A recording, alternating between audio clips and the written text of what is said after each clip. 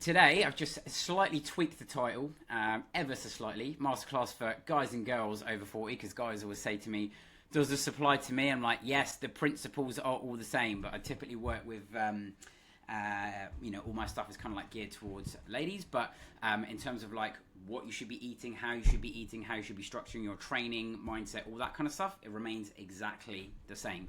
But I'll guide you through my simple 5-step system that I use with all of my clients to help them get amazing results and keep them. And I'm imagining here, one last question I'll ask to the chat is, what do you struggle with most? Training, nutrition, or consistency? Well, a lot of you are going to put consistency, but we'll kind of put that as mindset. But out of the training and nutrition, what do you struggle with most in the chat? Nutrition, it'll always be, nutrition for most people. A few of the training and stuff. Okay, I like that. All right. Well, good for you. I'll cover all of them. But the most common one is nutrition, because it's the one that you have to like deal with every single day, right? Awesome. Cool. All right. Fire straight into it. So the goal of this is to guide you through training, nutrition, and mindset so that you can master it. And I am 100% sure that you will get tons of value here. There is... Usually they say nothing in life is free. Well, tonight is completely free. You get me for as long as you need. I'll stay as long as you need. Ask me as many questions as you want. And I will hold back. My goal is to give you as much value so that you leave this going, do you know what? I'm going to start next week's better, but I'm going to start implementing X, Y, and Z. And you've got lots of new cool stuff to take home. All right. Ebook. A lot of you... if you haven't got my ebook already, I've got a brand new one that was just released. Ebook number 3, hence the green writing. If anyone's got it in the chat, let them know if it's any good. If it's not, you can also tell them, Adam, it's not very good. But if you've got any of my ebooks before, hopefully everything is nice and simple and easy. If you do want to grab it as you're watching this, or you want to have a browse through it, amazing, then you can just scan that barcode and it will just bring it up. I've given you a little early discount. I've left the discount on for launch for people on the masterclass using that link. So just type in early 50 using that link above. You can also go to the link on my profile on like Instagram or any of my socials, and it should be there. So that's pretty much that. And for the new thing, nothing to sell you here, unfortunately, but I've just got some cool updates to tell you about, is the new app. Just very briefly, if you want to find out all of the new launch updates of what's going to be happening in the new app, just scan this little code over here. It will just put you on my newsletter. I'm trying not to spam everyone. I just try to give people, say, 2-3 updates of what's going on in the app. This will be releasing on the 6th of July. And this is not the sort of app where a lot of people, what they won't tell you, other influencers and content creators, they get messages from some like third-party app companies, and then they'll kind of like use their apps and stuff like that. Everything that I do is all in-house, built from the ground up. This is all me. Every single part of where something goes on the screen to how I modify it, right? And it's basically going to be food tracking. There's going to be a community section where I'll be like hosting lots of calls like twice a week and guiding you through everything. It's going to be like hopefully amazing. So literally I am putting as much effort as I possibly can into this. There'll be like people asking me what's the cost of Noura. I've tried to make this like as cheap as possible. It'll, I don't know, it'll probably be somewhere between like if I can make it 20 quid a month, I probably will, but there'll be some launch offers when you if you sort of sign up to the new stuff. So it will have everything in there to do with like nutrition, how like, all of my recipe ebooks, everything will be in here. But like I said, I won't spend too much time on here because I could talk about this for ages, and you've probably got questions. You can ask me them at the end. Okay, let's get into the actual fun stuff of tonight. What makes this a little bit different? Well, I'll give you a bit of context about me. Obviously my name is Adam, but what I tend to do is I like to make nutrition very simple and easy for everyone, right? Because you see a lot of confusing information online and conflicting information, someone telling you to have one thing and not to have another. I will tell you what is the most important things to focus on and maybe the stuff that you can disregard, all right? But that's really my goal. And I used to run a boot camp in Fulham. Anyone who's in London will know where that is. And I did that for over a decade and loved that. And now I basically do strictly everything online. So I'm 100% focused on all the apps, the recipes, and my one-to-one online coaching. So that's essentially what I do. But I want people to make things simple and easy for training and nutrition so that you can look and feel your best. And as I said before, I'm in London, run a boot camp. That's my mum in the top left. I always give her a plug on my masterclass because I'm like, if my mum, who is 69, can do this, and she strength trains twice a week, right? Once with me, because I go and cycle over to Fulham, 30 minutes on a Monday to go and train her, then everyone can do it. And she's got a dodgy shoulder, which I don't really like to say this, but like the dog pulled her shoulder like 3 years ago, and she had a bit of a dodgy shoulder. But yeah, so she's had a little bit of problems with her mobility in her left shoulder, but she can do it. Anyone can. She is someone who's also busy. She likes to keep active. But that's a bit about my mum and training and plugging her. Me and the dog, I'm sure a lot of you have seen Oscar. I'll try to bring him in for everyone who wants to see him. There's always someone who's like, can you bring the dog on the camera? Is he real? Is he your dog? Yes, he is here.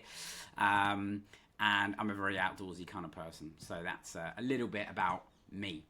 And we'll get into the nuts and bolts of everything right now.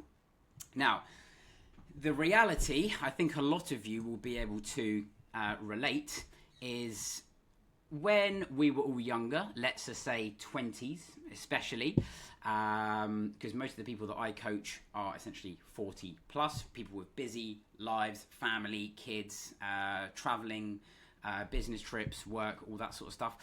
It was easy because you could essentially skip meals, weight would kind of fall off, you wouldn't really have to think about it, you wouldn't really have a lot of stress, you didn't really have to overthink things, especially when you're a lot more active. You felt like you were in complete control, like calories weren't really a thing when you're like 20, 25. I don't really need to do that sort of stuff, I've got the metabolism of a Ferrari. And whenever you wanted results and you wanted to turn it up, you could get fast results, right? So that's essentially how it felt like it used to be. But nowadays, the people that I speak to, they feel like they are doing everything right. They are tracking results. They are doing the stuff that people tell them to do online, but they don't really get the results that they are looking for. And like I said, they follow advice. They do one or two particular things they see online, but they don't get the progress that they are looking for. And it feels like nothing works, right? And the reality is there's 3 things that are happening after 40, in particular with females, right? Is you have hormonal shifts, so you have the basically the whole menopause phase, so pre, peri, and post-menopause that you have to deal with, and we kind of talk about that. You have lifestyle changes, very, very underrated, okay? And you have the big one, muscle loss. I'm going to drive this into all of you today of how important this is. In terms of you lose muscle, your metabolism drops, and it's like a cycle of negativity, if you could call it that. And the cost of actually of not paying attention to any of this and going, I'm just going to keep pushing this under the rug, kick the can down the road, is you get basically stuck in endless cycles where you do something for 2, 3, 4 weeks, you kind of fail, and then you restart, and then every time you do one yo-yo cycle of something, it becomes more challenging and more difficult every time. And you waste loads of time and money. God, the amount of people that I spoke to that are like, Adam, I've spent £2,000 on this coach, and I've spent £500 a month on this supplement. Oh my God, you on crazy, some of the stuff that I hear. So you get that. You ultimately lose confidence in yourself and the whole dieting fitness industry and all of the methods when you don't do any of it properly.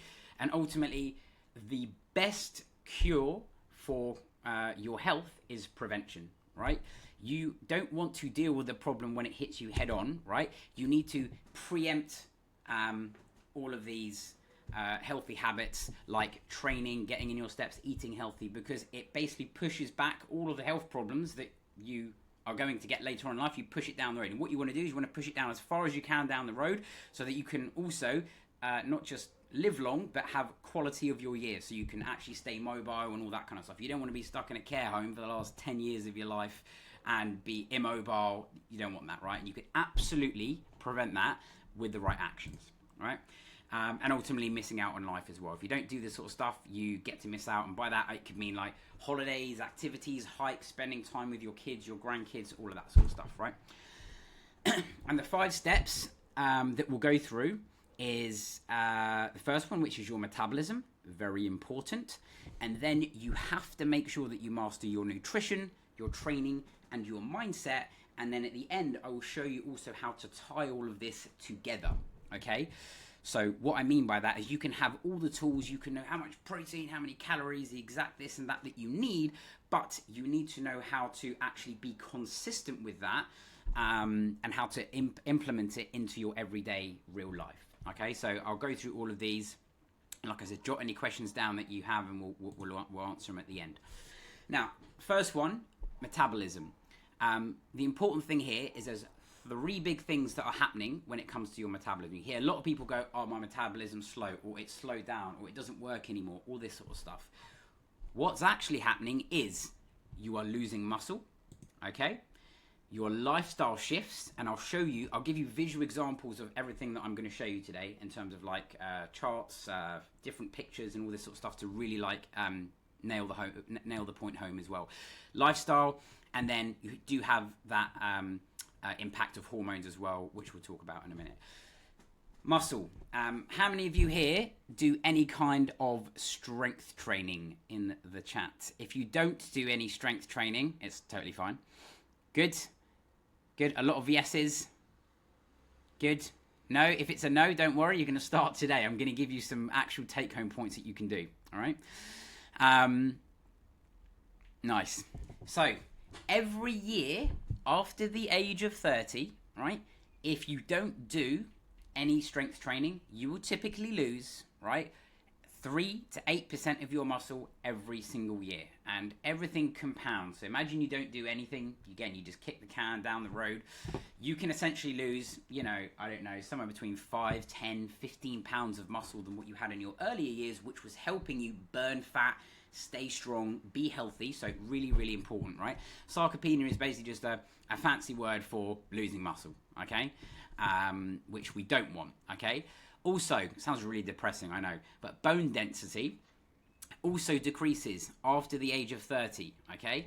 By about 1 to 2% per year. So your bone density essentially can increase sort of up to about the age of 30. After that, you can't increase your bone density, which is essentially like your skeletal mass, right? The less bone density you have, the more brittle and fragile you are. But after 30, you can absolutely flatline it for most of or all of your life. But what will typically happen if you don't do anything, it only goes down if you do nothing, okay? And by age 60, just to show you what that looks like, okay, is you can have easily 30% less muscle than you had in your 20s, which is around 200 fewer calories that you will burn daily every single day for free. And it's these small accumulations that basically build up and make people think that, oh my god, my metabolism is broken and stuff. No, you just need to maintain or build your muscle back up. Massive component of your metabolism is your muscle. And then you have the lifestyle aspect. This one, I think you'll probably be a bit shocked at actually how important this is, right? Because by 45, most people are basically driving everywhere. They are sitting down. They're not very active, very sedentary, and essentially by that you burn fewer calories, right? And the difference here easily can be 200 to 400 calories per day that you burn less every single day. Forget about the muscle. We're not even talking about the muscle now. We're just talking about movement in terms of like just amount of steps and all that kind of stuff. Let's say you used to do 10 to 15,000 steps and now you do 5,000 steps. Well, that's easily already 300-400 calories, right? That you were not otherwise burning that you were. So that's where like the lifestyle aspect comes into it massively. And again, it's that fewer calories that you are burning. And then it's also what is made up of your actual diet, okay? So it's not getting in enough protein. One of the most common things I see in my coaching every single week on all the coaching calls that I do, hit my calories, but I can't quite hit my protein, right? So 80% of people that I see will not hit their protein targets, right? And what they do is, sometimes people have the best intentions, but they don't actually track the quantities here. If we're all being honest, most people will not track. Whoops, can we go back one slide? Most people won't actually track their protein. So they'll be like, I'll have some eggs, I'll have a bit of chicken, I'll have a can of tuna here and there, and all that kind of stuff, right? But you need to be intentional with your actions, right? You can't just be like scattergun and sometimes good, sometimes bad. That way you don't see consistent results. So I'll show you how to improve on this. And what this actually looks like in the real world, if we look at this here, right? If anyone here is called Sarah, I'm not picking on you. I'm just going with the name Sarah because I am. But at 25, right, you have these three things, which essentially is the amount of calories that you burn in a day. Okay, so for most of you in here, the amount of calories it takes you to just to exist, to everyone to just sit here on the sofa, on the chair all day, will be somewhere between 1,100 to 1,800 calories for most females. Guys, you are probably about 400 calories above that kind of range. That bring me maybe like 1,500 up to like maybe 2,500 or something like that, right? But let's just take an average person who's burning 1,450 calories a day. If you do 10,000 steps and you have 50 kilos of muscle on you, you will burn about 2,200 calories per day. At age 50, right, you naturally just lose a little bit of your BMR, just a little bit, okay? But then what happens is you do fewer steps, and then you have less muscle because you haven't been doing any workouts or strength training. You don't do the same intensity that you used to. And you can get this massive difference here where essentially you're burning 100 calories less here, 300 calories less here, 100 calories less here, and it can really add up to just a difference in calories that you do not realize, okay? And that's essentially what is happening under the hood. It's basically like a smoke screen for what's happening, and I'll show you how all of this works. And this is Kat. This is what she looks like before she started with me. She had like a massive journey for like I think hers was like sort of 18 months, but she started off I think like 250 pounds, 110 kg, and then she basically ended up at 65 kilos, just chipping away over the course of like 18 months, 2 years. So made an amazing change. But essentially before she started implementing some of these topics that I was talking about, felt exhausted, didn't really feel herself, but afterwards was able to, it's not just the weight that you lose, it's how you feel and the benefits that you get afterwards. So you get more energy, you have more confidence, you dramatically slim down your waistline, all of these sorts of things, okay? So that's all things metabolism and just kind of talking a bit about that, what's going on under the hood. On the nutrition side of things, you will see a lot of things online. I'm sure we're all here got in the algorithms of food and nutrition and recipes and stuff. You'll see people tell you that you should only eat meat, right? Carnivore, organic only, low carb. You should have minimal or low carbs because of insulin and all of these buzzwords. They will throw things at you to make themselves feel smarter and all this kind of stuff, right? Which most of the time doesn't always have a lot of substance and isn't always backed with empirical evidence, okay? Low fat, we've done loads of different diets. I could go through loads of them, low sugar, all of this kind of stuff, right? Usually the answer is somewhere in the middle. So the things that I typically tell people not to do is to follow what I would call like a diet, okay? Because most people are not able to implement these and be sustainable with them for the long term. So usually if it has a name, I'm usually just a bit weary, right? For example, carnivore, low carb or keto. And by the way, if you like and enjoy eating with these with that routine, it's absolutely fine. But just know that you don't have to do that in order to see results. I typically don't like people going below 1,000 calories. And by the way, that's the absolute floor. I don't tell people to go for 1,000 calories, right? But anything that is giving you under 1,000 calories is nearly always unsustainable unless you have very specific conditions, like you are quite small, you are very lean, you are very light. There are specific conditions, but nearly all of the time, you shouldn't be eating less than 1,000 calories a day. You don't need to restrict foods that you enjoy, okay? big point here. You can absolutely include foods and not have this all or nothing mentality. Nothing is binary, okay, everyone? I really want to get that through today, right? There's no such thing as one thing is all good or one thing is all bad, right? I had someone tell me the other day, oh, is cucumber bad for you because it doesn't actually have a lot of fiber? And I'm like, obviously cucumber is not a bad food. It's just everything serves different purposes, all right? So, I'm talking about cucumber, but when I mean restrict foods that you enjoy, I'm talking about like a cake here and there, having balance with everything, right? You need that balance.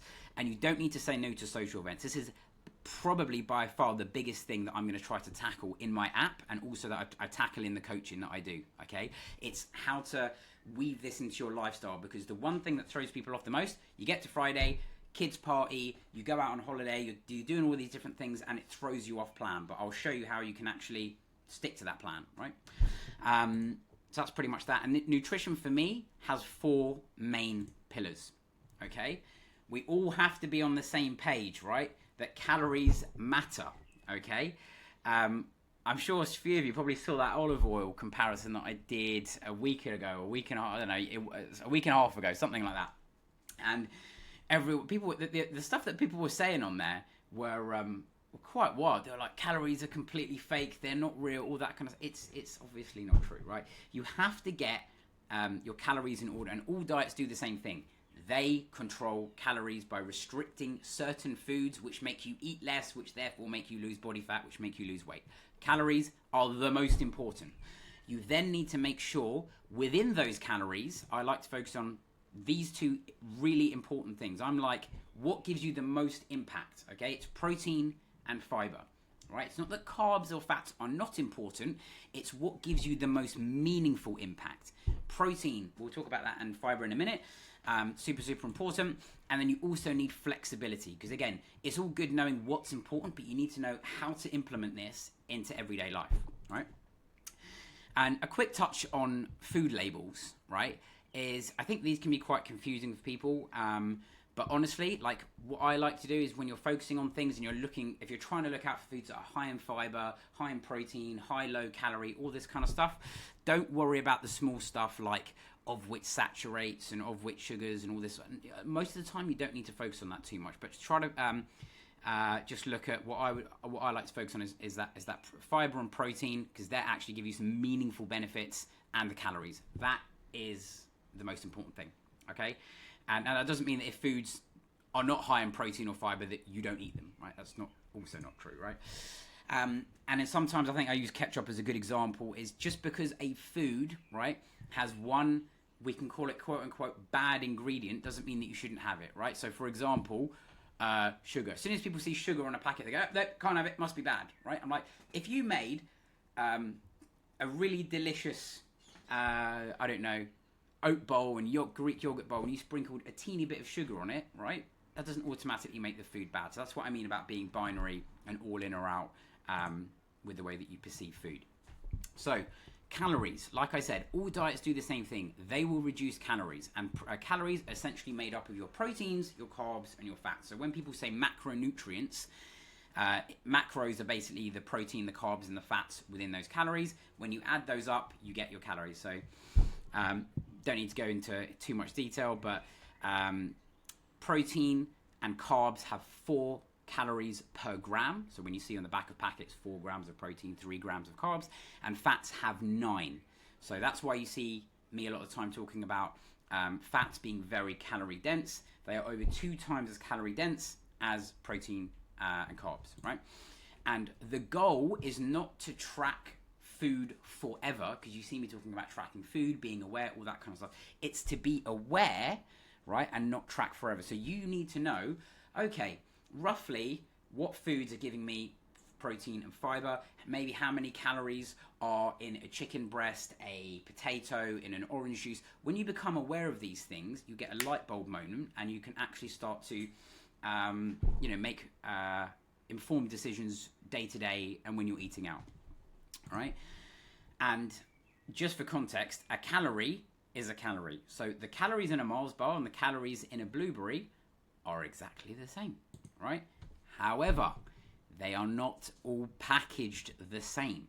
Okay. So what I mean by that is even though a Mars bar and and the same amount of calories of blueberries might be the same, the blueberries come with fiber, which slows down digestion. It comes with nutrients. It comes with volume. It comes with a food that you're not going to overeat, right? So that's why looking at food in the context of a meal is really important, and not just looking at one ingredient like, okay, it's got sugar in it, therefore bad. Okay, so that's why you want to look at things with this perspective. And people always say to me, well, what counts when it comes to nutrition, right? Well, all of your sauces, oils, and condiments. Again, obviously, you see me use olive oil, you see me use loads of different fats and all this kind of stuff. But if you're cooking at home, especially, try to measure these things, because that's where the calories really rack up. Vegetables and fruits, you should eat as many of these as possible, but these count towards your daily calories, right? And sometimes you can actually add in 200 to 300 calories of fruit and veg that you might not be realizing. I'm obviously telling you to eat loads of this stuff, but just to be aware of it, right? Sometimes you see a lot of, a little one for you to exercise for you. If any of you take supplements and stuff, just double check the calories on them, because I've seen a lot of people go, oh my God, I did not realize that my collagen supplement has 90 calories. I didn't know that my fish oil supplement is giving me 100 calories. All of these little things, they add up, right? The devil is always in the details. Right? And all healthy food just goes without saying, stuff like salmon, avocado, etc., etc. You see me eat it all the time, but just be mindful of the portion sizes, okay? And now, a lot of you are going to be like, well, how do I know how many calories I should be eating in a day? Well, I'm going to give you the precise calculation, and because I'm a nice bloke, I'm going to give you my free calculator in the chat at the end as well, so that you can actually just use my calculator to give you the exact numbers. But the way that you work it out is, I know that it looks like you've got a lot of numbers on your screen, but just bear with me, because a lot of you like to know what that number is, okay? Your BMR, which you can use any calculator online, like I said, that's the amount of calories that you burn throughout the day just existing. Thermic effect of food is basically the calories it costs your body to digest and break down food, okay? The steps that you do and the workouts that you do, okay? When you have these four numbers, okay, we don't need to focus on the actual numbers that are on the screen like here, not too much. You get your total. Once you have your total, those are the amount of calories it's costing you to maintain your weight. And to actually start losing body fat, I would start by deducting, on average, 400 to 500 calories, but the number that you're looking for is probably about a 20 to 25% reduction. That is something that is sustainable, but you can see visual results weekly, okay? So that's basically how I would do this, all right? And again, I'm sure you've got questions on this, so just hold fire on those. Now, protein, very important. The sources of protein, or how you're going to get this into your diet, is all things chicken, fish, meats, eggs, yogurt, lean beef, chicken breast. All of this sort of stuff are usually lean protein sources, right? And protein and sources where like most of your proteins are going to come from. Yes, you can absolutely get them from like plants and supplements and all that kind of stuff. Someone said, is cottage cheese a good source of protein? Amazing source of protein. That's why you see it in a lot of videos. It really is a good source of protein. Now, give you guys the round answer, right, is what you're looking for. How much protein do I have in a day? 1 gram per pound of target body weight. And I'm going to make this even easier for you, because you know me, I like to keep things simple and easy. For nearly all of the girls here and the ladies here, that is going to be somewhere between 100 to 150 grams per day for most ladies. For most guys, that will be somewhere between 130 to 180 grams per day. It's the simple answer. If you want like a, what can I take home from this and implement into my week next week, that's your answer. All right? And again, my calculator and my app, all that sort of stuff will do this for you, but that's the short answer, right? Because I want you to get instant value from what you're taking home here. And assuming that you have 3 meals a day, right, and maybe a snack, right, try to get at least 30 grams of protein per meal. What is most important, I want to stress, is what is your actions daily and your actions weekly. So it is not, this day was, I got 80 grams of protein and the next day you get 120. One day was not bad and one day is not good. It's the balance of both of them, because your body is very smart. It's constantly breaking down and using energy from the meals that you've eaten in the last 48 to 72 hours. Okay, so that's why just aim for these ballpark figures. It'll pretty much get you to your target. All right. And just to illustrate this, there's a little bar chart on the left. You're a bit hard to see because it's orange on orange. But I want to show you the difference as well between your if your protein intake was down at say 50 grams and if you got that up to 150 grams. Okay, so let's say you start today and you're like, Adam, I tracked it and I'm actually only having 50 grams. Well, what's the benefit of me going to 150 grams, right? Well, firstly, you are going to get it's going to be more satiating for you. Protein is the most satiating macronutrient. It will reduce your hunger. It helps you build and maintain muscle when you hit those targets. And for free, you get to burn more calories doing absolutely nothing. So just by increasing your protein, changing nothing else, if you had an extra 100 grams of protein a day, that would equal 1 pound of fat loss, an extra 3,000 calories per month, if you would be consistent with that. And people are like, what? So if I change nothing else, you're telling me I'm going to start dropping body fat just by eating more protein? Yes, that's what I'm telling you, right? So very, very important. And this is, forget about even the calorie deficit, forget about the steps, forget about the workouts, forget about all the other stuff. This is just one aspect, right? So that's why I want to drive this home. And again, more protein leads to more muscle if you're doing workouts, and you get an even bigger net effect. So I really want to try to help you with this to show you how much you need. Someone asked me in the chat, when you say 150 grams daily, is this cooked or not cooked and all that sort of stuff? It's just the amount of grams in that food. So you track it, use a tracking app, or you can use ChatGPT, or you can use my app. When it comes out, it will do it for you really easily. That's what I mean by like grams of protein. Look in the back of a packet, right? And just to show you what this looks like, okay, I'm sure we all do this. Nothing wrong with the breakfast on the left, right? Whole grain bread, you got some eggs. That's not a high protein meal. You need 3 eggs in order to make this a high protein meal. Maybe you have 2 eggs and some egg whites, but that on the left is about 12 grams of protein, okay? If you made appropriate swaps, and let's say you had less oil, more eggs, or you structured it slightly differently, you can get this meal up to 30. So you can triple the amount of protein by making these changes. Okay, so that's where like the quantity and being intentional with your eating, very important. Other thing that I talked about, fiber, really important. People are like, well, I don't need fiber. What's fiber? What is it? How much do I need? Really important. You need it for gut health. You need it to help you stay satiated and to give you that steady energy. All right.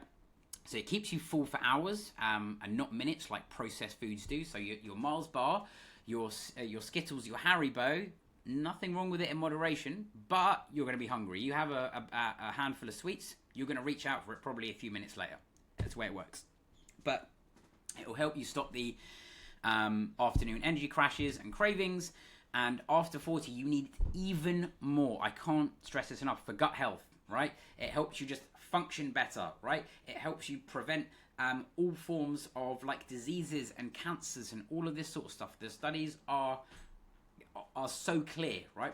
The more fiber you have in your diet, the longer you live, right? I'm not telling you after this to consume 5 punnets of berries every day, but if you don't track how much you're eating, you go, gosh, I did not know that I was only getting 10 grams of fiber in a day, right? And I'll show you how to actually get to the number that you need to get to, right? So the simple rule here for most people, most ladies, 20 plus, most guys, 25, 30 plus. The bigger you are, the more calories you have, the more fiber you need. Just move this little thing over here. That is, most people get 10 to 16 grams. I promise you, if you are lucky. I guarantee a lot of people here have tracked protein and they go, yeah, I track protein. I know how much protein I'm getting. I heard about that. Go and track your fiber if you haven't done this. I guarantee you'll be like, oh my God, he's right. I didn't actually realize that. So an easy way to calculate this, if I've got this here, is obviously add fruit or veg with every meal. But for every 1,000 calories that you consume, aim to get minimum 15 grams of fiber. That's it. That's your number. So if you're aiming to have, say, 1,500 calories, that'll be about 22 grams of fiber. If you're a guy, typically eat a little bit more, your deficit's a bit higher, you're on 2,000, well, that's about 30 grams of fiber. And I'll show you how to get there. And just another visual here as well, if you can look at this. Is there anything wrong with that meal on the left? No, probably have it multiple times per week. But that is not a high fiber meal, okay? What is a high fiber food, right? Is stuff like chia seeds, it's stuff like broccoli, it's stuff like raspberries, different seeds, vegetables, and fruits.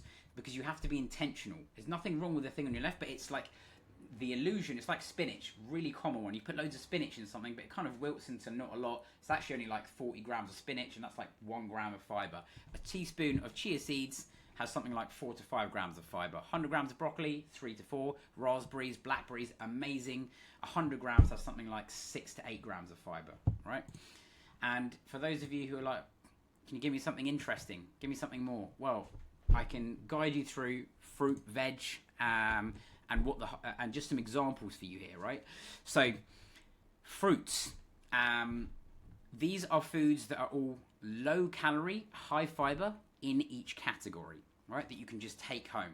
Again, that you might not realize. So, having more raspberries and pears and apples, these are very low calorie, high fiber foods, okay? Vegetables, the highest in these categories are like carrots, broccoli, Brussels sprouts. And do you know what the good news in here? These are not magical fruits or foods. These are foods that if you go into your fridge now, they'll be there, right? And you can eat more of these, right? But again, trying to include more of these foods will do you a world of good. Carbohydrate sources, lentils, chickpeas, beans, legumes, stuff like quinoa, wholemeal bread, all great sources of fiber. And seeds, you've got chia seeds and flax seeds. All of these sorts of things gives you lots of fiber as well. Try to include a variety of all of these. I'm not going to go into soluble, insoluble. Try to include a little bit of all of them within each category. They all have like slightly different roles. But I bet you that some of you could be like, do you know what? I probably have, I'm just going to make this up. I probably put mangoes in my morning and bananas in my morning oats. Could I put maybe some more raspberries or add an extra pear or put some broccoli instead of something else? You probably could, right? So that's pretty much that.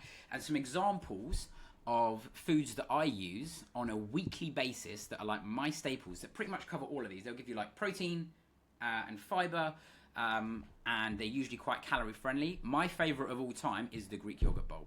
Like, you can't really beat this. I think that you get all the protein. This is also vegetarian, super flexible meal. Stuff like this, very healthy. Someone said in my things, I made your granola. It's fantastic. Yes, add your granola to this. It will make it taste even better, and you'll get a nice little sweet treat on top. Something like this, really simple and easy. Here's some stuff that you might not always think about.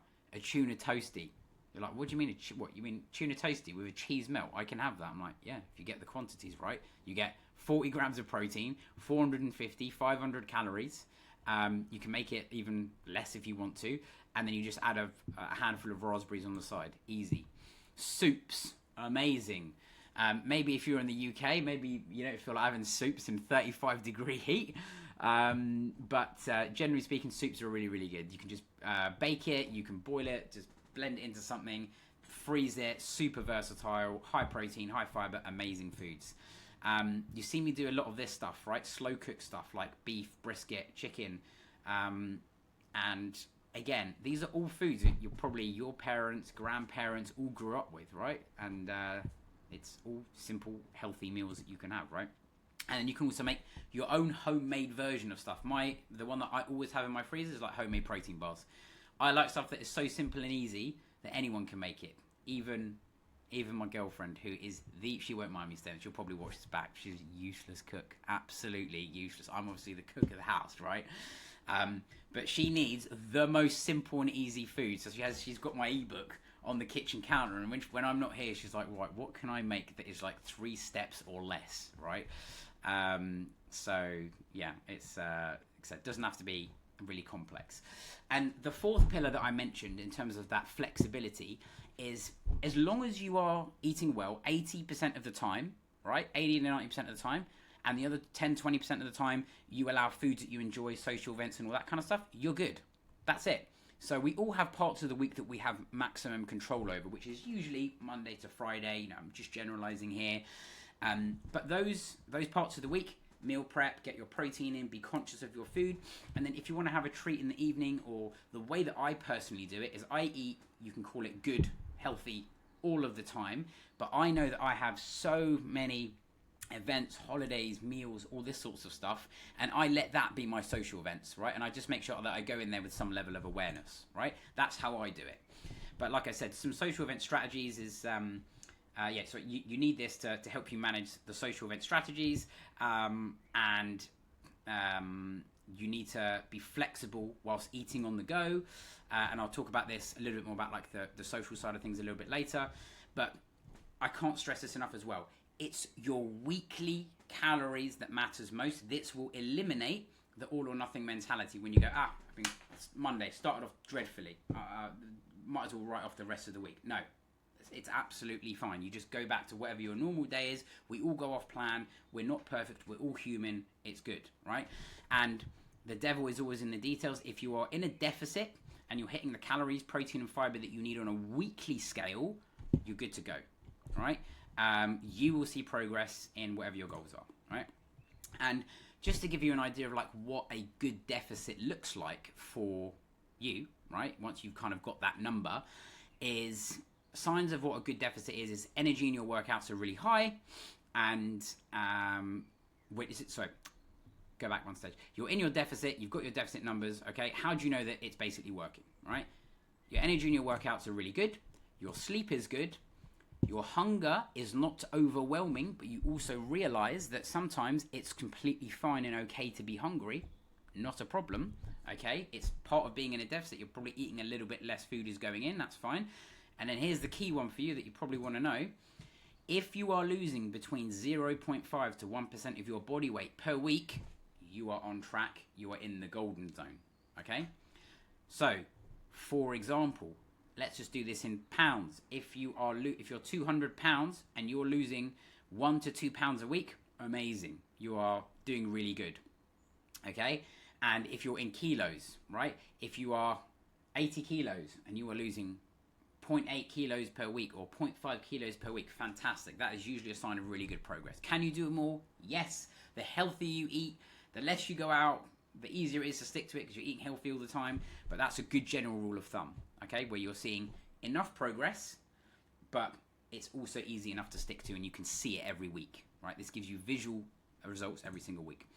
And Anna, she was a good example of what it looks like to focus on only the nutrition with like minimal workouts, because I get loads of people that I've worked with for like 15 years who've got so many different situations, and everyone's different. People always ask me about the tattoo. They're like, oh my God, is it the same person? She's got like tattoo on one arm and you AI'd it on. I'm like, no, she just did this weird thing where she flipped the picture when she did it, and she's absolutely done me on a testimonial, but all good.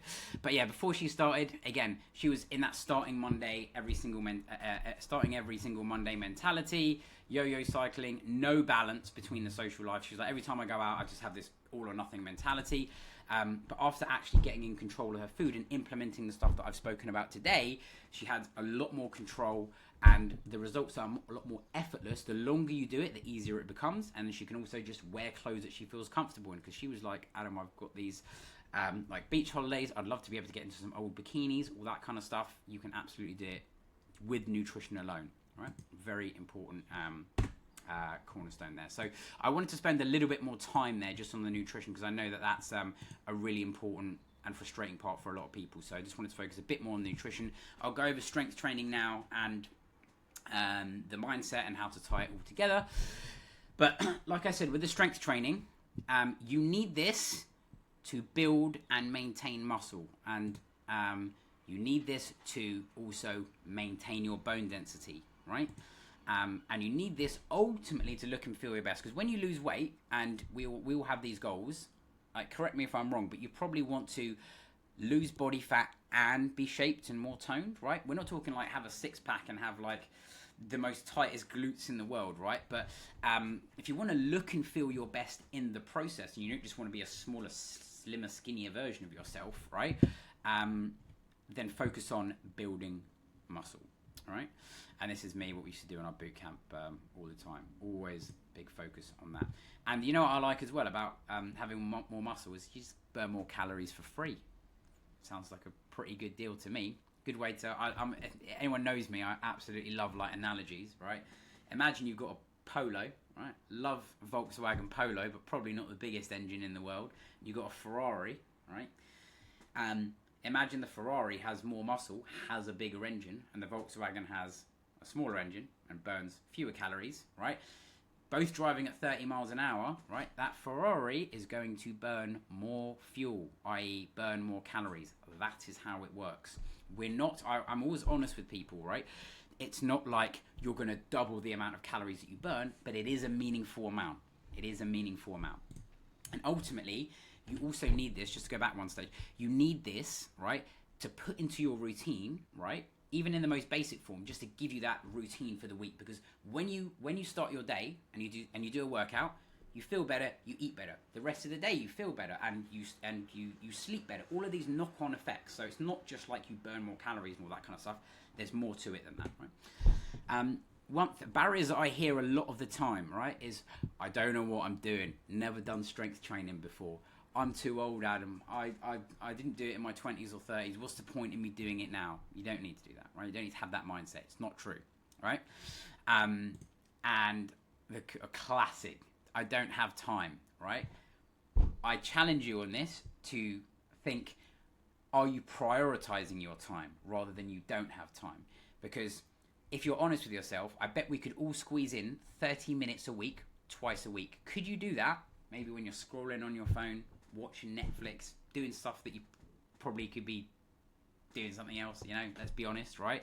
And I'm saying this to challenge you because I want you to be better, okay? So I don't have time is not an option, right? I actually have no time because I spend 15 hours a day on my screen just creating this app and I've got deadlines and all that sort of stuff. But I prioritize my workouts because that also makes me more productive, right? So there's, like I said, more than one reason to do it. I'll get too bulky. Oh, I'm going to get like too many muscles and I don't want to look like those bodybuilders online. You're not going to look like a bodybuilder. You couldn't look like a bodybuilder online if you tried, right? So none of these are excuses, only benefits. The more muscle you have, the better.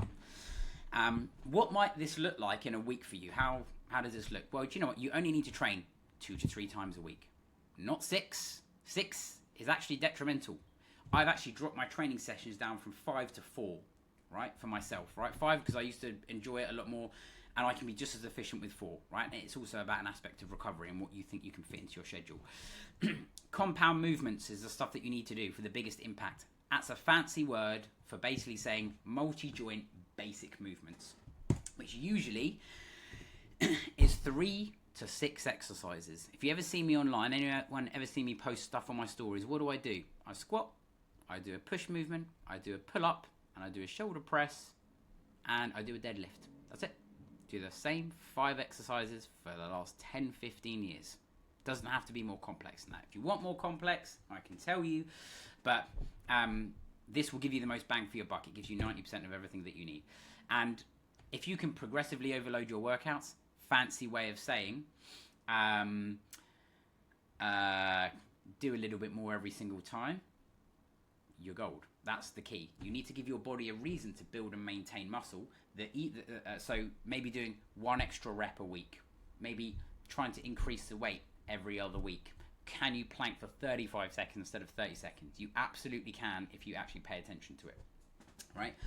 And yeah, like I said, the benefit for nearly everyone that I coach, right, is you don't even need to think about progressively overloading in the first I'd say 90 days to 6 months of the people that I train. All you have to do is just turn up, right? Like when you go for a run, if you train for a marathon, you don't need to worry about do I need to run, increase my fitness and all that sort of stuff every single week. You're just going to be fitter naturally just by going out and doing that first run. Your body will adapt. Same thing. Once you've been training for 6 months plus, then you need to be a bit more prescriptive. But honestly, the barrier to entry is low to just doing basic strength training and getting the benefits from it. And you don't need your sessions to be more than 30 to 45 minutes maximum. So if you could do 2 30-minute sessions a week and you're not doing anything at the minute, you will get benefit from it and you will see noticeable results. If you could do 3 30-minute sessions or 3 45-minute sessions, amazing. Amazing, right? That's all you need to do. So the last thing I'll touch on the workout side of things. Do I do cardio? Do I do strength? Which one do I do? You need a little bit of both, right? Essentially, if you want to look and feel your best, right, you need to put in the strength training. It gives you that functionality. It gives you quality of life and quality of years right up until the very last day that you're here on planet Earth. And you also need some cardio aspect for your heart health and your fitness. Typically, I will use cardio as a tool, okay, to help me burn more calories on the spot. And for heart health, and I will always do strength training, because ultimately that's what gives you that shape, that tone, and that muscle figure. And the more muscle you have in your body, like I said, the more calories you burn, right? It's not more complex than that. So a little bit of both, but make sure you're doing strength training. That's kind of like my focus. Someone said, what's the best cardio? Pick anything, right? Hit training for 20 minutes, 2-3 times a week. Nothing more than that needed, right? I don't even do that much. I just cycle around London. That's literally all I do. I cycle. That is my form of cardio. And I do strength training and I walk the dog. Not much more needed. And for Jenny, when she first started with me, she was like, Adam, I need to be a bit more tighter, a bit more toned. And she dropped 13 pounds, not like loads and loads, but she's all about slimming down her waistline. And when she started to feel a bit sluggish. And then after actually implementing the training side of things, she was far more toned, far more shaped. And that's just doing 3 times a week. 3 times a week. And that way you can have a lot more confidence, rock the clothes that you want. It works, right? Imagine if you, and these are people who've just like implemented 1 or 2 things, right? If you implement all of them, you can get like even bigger, better results. And the thing to tie all of this together, before I give you onto Q&A, is that mindset, right? Where am I on the left? I am in the Dolomites, I think, and I'm on some mountain in France on the right-hand side, so that's basically me. This is where, by the way, most people fail. Because again, you can be armed with the knowledge, but if you do not have the systems in place to be able to be consistent, right, and overcome challenges, right, you will fail. People ask me as well, they go, how do I build a social media following? How do I do X, Y, and Z, right? And I'm like, I can tell you what you need to do, but you also need to have systems in place to make sure that you are consistent. Consistency is key, right? And in terms of mindset, how do you plan for success? You need to find out what your why is, right? You genuinely need a good why, right?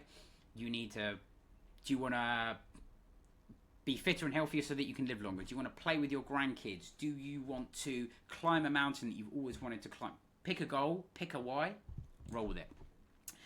Consistency and discipline, very important. Discipline is essentially trading something now for something better in the future, right? And you nearly always, with most investments, if you're good at investing, right? And then, you know, the payoff is always greater, right? The longer you wait, the more consistent you can be. You'll get into a place where you can honestly completely turn your life around, right? And one that I always talk about that I don't think a lot of people talk about is it's the ability to see, picture, and overcome challenges that you have to bake them into the equation, right? I'll talk about that, what that might look like now, right? Which is typically stuff like accepting that you're going to be hungry sometimes, accepting you're going to be perfect with your calorie deficit, do all your workouts for 2 weeks, and you're going to be like, oh, scale hasn't moved. Nah, calorie deficits don't work, but that is not true, right? Plateaus. This is a very, very common one. You're like, Adam, I've been consistent, but I'm not losing any weight. What's happening, right? The reality is that plateaus usually last 2 to 3 weeks. And after those 2 to 3 weeks, something usually magical happens if you are consistent and you know that you're in a calorie deficit. Not like, I think I'm in a calorie deficit. I'm kind of doing it and I'm kind of tracking things, right? You nearly always see a bigger drop. This is my own weight graph, just to show you that example, that you can go sideways, but eventually when that next drop comes, if you've been in a bit of a plateau, the longer the plateau, the bigger the next drop typically. Nearly always. Okay?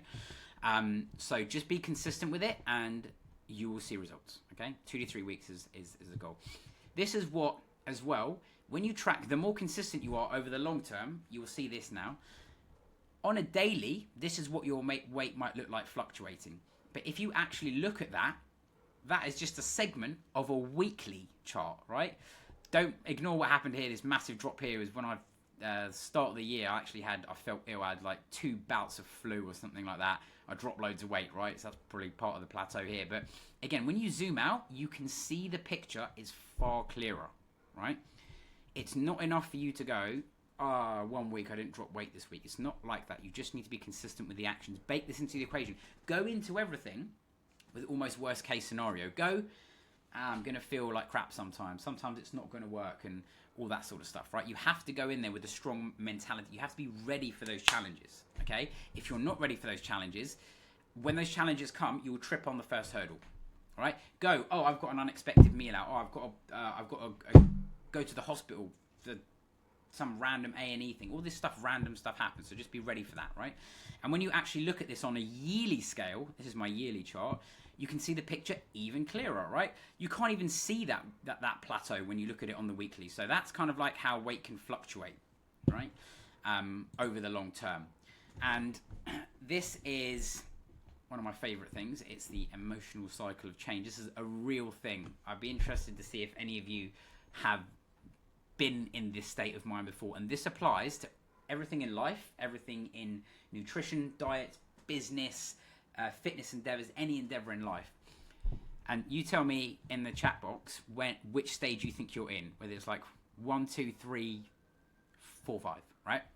Now, uninformed optimism is when you start something new, you're always optimistic. You're like, Adam, I've seen Adam's recipes, I've seen Adam's ebook, I've seen the new hot diet, whatever, right? And you're optimistic. You've got the novelty of trying something new, okay? And everyone starts here when they start something new. You always are a little bit optimistic about that new thing, right? That's where you're starting it, right? And then usually, the bit that trips everyone up is number 2. It's the realization of informed pessimism, which basically means you go, this is actually going to be a lot more work than I realized, you know? So, for example, let's say you go on a low-carb diet and you're like, oh, man, I've got to give up. It means when I go out with my friends, I can't have any pasta, can't have any pizza. Or, you know, you start some kind of training program and you're like, oh my God, some guy told me or girl told me I need to train 6 days a week. You're like, I can't keep up 6 days a week. This is actually doing my nutting. I can't do this, right? So that's what happens here. You realize that the feat and the task is greater than what you really realized. And this sounds like a depressing place to be, but the valley of despair, ultimately, what's happening here is this is where people quit. They go, nah, sod this, can't do it anymore. This isn't for me. Posting online isn't for me. This diet isn't for me. X, Y, and Z. And what they do, 90% of people here, they go all the way back to the start. After a few months, they usually wait and see the next fad diet, the next supplement, the next pills, using a nutrition as an example. And they repeat the cycle again and again and again. And every time they repeat this cycle, right, it reinforces failure in this part, right? And you go, well, nothing works. But, you know, the way to get past this is you need to be that 10% of people who basically pushes through. Because if you are consistent and you have accountability, you've baked in some of the challenges, you have a proper plan, you've actually gone into this with some thought, okay, you then start to see the fruits of your labor. And it's always easier to play the game when you are winning. Because when you see results, it leads to more motivation. XYZ, right? So that's what happens at stage 4. Only 10% of people can usually get here. Like I said, if you do it with a proper plan, you absolutely can. And then the 5th one is once for me, it's like becomes your success, fulfillment, but it's really habits and lifestyle, where you do something and you're like, I'm not even thinking about it anymore. It's all on autopilot, okay? And you're like, I'm not thinking about how much protein and I'm not tracking everything to the gram. You're like, I now know what are the good meals to have, what foods are high in protein, high in fiber. I can do the going out thing and I can ballpark how to navigate social events and all this kind of stuff, right? And that's ultimately where you get to when you stick for it long enough. The reason a lot of my programs and a lot of stuff that I do is 90 days, because it's long enough to see change, okay? But it's not too long that you get bored, right? That's why it's really important. Everything that I do has a reason. Every single little thing I do, there's a reason for it. And just a few critical shifts for you to think about here is, like I said, expect challenges, build them into your plan. So the plan is I'm going to hit my calories, but the plan is also I'm going to have social events and I'm going off track, right? The plan is I'm going to hit my protein calories and I'm going to weigh myself, but I might stay the same, right? In terms of like weighing myself, right? Bake these into the equation and you will build a bulletproof mindset. Look for weekly wins instead of daily perfection. So it's not just about, oh, I had an amazing day today, right? Look at it zoomed out on the grand progress, right? Grand progress in the bigger picture. Zoom out. If in doubt, zoom out. The amount of people that I speak to, like, oh, I'm not sure if I'm making progress, and I go, well, Debs, like, what have you done since we've been working together? You're like, well, I have lost 35 pounds, lost about 2 stone, and I'm like, is that good progress? And I'm like, I suppose when you think about it like that, yeah. And I'm like, so it was only the last week or two that you've had a bit of a hiccup. Yeah, you're right, you know. So big picture, always look at it that side of things. And lifestyle changes are not a quick fix, okay? If it took you 5 years to accumulate weight slowly, do not expect to lose it in 2 weeks, right? You can't undo what you did in 2 years in 2 weeks. So think about it. I'm going to go into this mentally, you know, stronger, and just expect these things, right? Hopefully that helps you there. And like I said, a bad day is not a bad week. If you have a bad Monday, you go off plan. It's all part of that mental aspect of things, right? And remember that I guarantee if you track all these things and you are consistent with your actions, even though you might not lose weight 1 week to the next, it happens sometimes, right? Do you have more energy? Are you sleeping better? Are you more confident? Do your clothes fit better? Do you look better in the mirror? There's so many other metrics that you can measure. Track all of these things, and if you tick these off every single week, you'll be like, actually, I'm moving in the right direction. Look at it from that perspective. Don't just focus on a number on a scale. And social support systems, which is essentially accountability. Get your friends, whether it's like friends who have the same goals as you, I think it's like the sum of the 5 people that you spend the most amount of time with, right? So surround yourself with people who have like-minded goals, okay? We do that like in my coaching. Obviously, I've got we do multiple weekly calls. You've got your check-ins, all that kind of stuff. So that's what the support systems that I offer. And Jemima is a very good example of what this looks like implemented over a long period of time, right? And implementing all of these things. 44 pounds, what she did in 6 months. She lost more than this, but amazing person. I was same location, completely different person. But before she started, very panicky, if you won't mind me saying this, very panicky about like food and like, is this good, is this bad, like, you know, and she was ready to be like, sod this. And she was also had like some big trips planned. And actually after implementing all of these things, having that level of consistency, she was able to have a balanced relationship with food, but also felt 10 times more like herself, could do things that she couldn't do before. And she's like, God, Adam, I cannot believe I was like 2-3 stone heavier than what I was. Like, I can't believe that's who I was, right? So is the change that you can absolutely make. And just sort of last slide to tie this together is making it stick in the real world, right? You have to make sure that you're integrating this into everyday life. So if you were to do this over, let's say, a 90-day period, what might this look like so you can mentally forward plan? Is in the first 1 or 2 weeks when you start something new, you are building the foundations and establishing your habits, okay? So you're getting used to tracking, you're kind of weighing yourself, you're getting into the strength training side of things. That's what you do in the first couple of weeks. You've got weeks 3 to 6, you're starting to see results, you're refining things every week. I usually try to get people to add one habit or so every single week. So change one small thing. Once you've mastered calories, awesome. Could you do an extra 1,000 steps towards your goal? Yeah, you could. Could you make one small tweak in your meals in the week? Yeah, you could do that. Little things like that, and you continue to see progress. If you've been doing something for 7 to 10 weeks, you should absolutely be seeing like noticeable change, growth, confidence. Everything is in a really good place. And after you do something for like 90 days, which is my gold standard, and beyond, then you can basically integrate it to something that is long-lasting and has longevity. So that's basically how to tie it all together, and some of those mental challenges that you can expect to see and how that might look. And the amount of people that I have, one thing I'm really bad at is collecting testimonials, even though I get like 3 or 4 of them and posting them. I struggle to keep up with socials, it is, but I've worked with so many people every single year, and Kat, Anne and Sesk on the right are really good examples. Someone's asking me about my program and all that sort of stuff. I'll show you a little bit about that in a minute. But can you know all of these 5 steps and still not see results, right?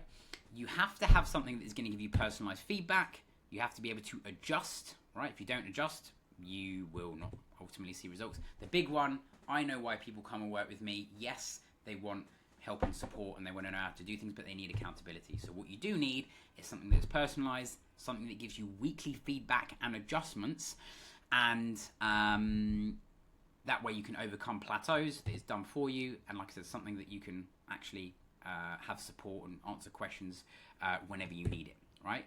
So there's ultimately 3 options that you can do after this masterclass. You can keep doing what you're doing, and hopefully people here are like, no, I've got some things that I'm going to implement and I want to change where I am. You can start using the stuff that I've taught you, and you can hope that you stay the course. Absolutely. I know some people will want to do this because I usually do this only when I release masterclasses and spaces for my coaching on these masterclasses. If you want to do it with me together, which is a proven way, I can show you how to do that. And if you're someone who wants to work with me and my team, you get access to me and you get access to another coach. You have 2 eyes on you at all times, and you'll get bulletproof accountability. And I'm not interested in helping people, and people who like are sort of like half in, half out. If you're someone who is serious and you really want to make like serious change, and you're like, this sounds like the sort of thing that I need, those are the sort of people that I work with, right? I do this because I enjoy it, right? I still have this as a massive part of my business, even though I've got a massive focus on recipes, socials, all this kind of stuff, and my app. But I do this because I love it, and I attend all of my live calls that you'll see in a minute. Every single week, I do it all, right? Because I love it. But for any of you who are interested in working with me, I'll show you how this works. If you're someone who wants to lose 15 to 25 pounds or more, or someone typically who wants to just tone up, be healthier, absolutely those goals are in line as well.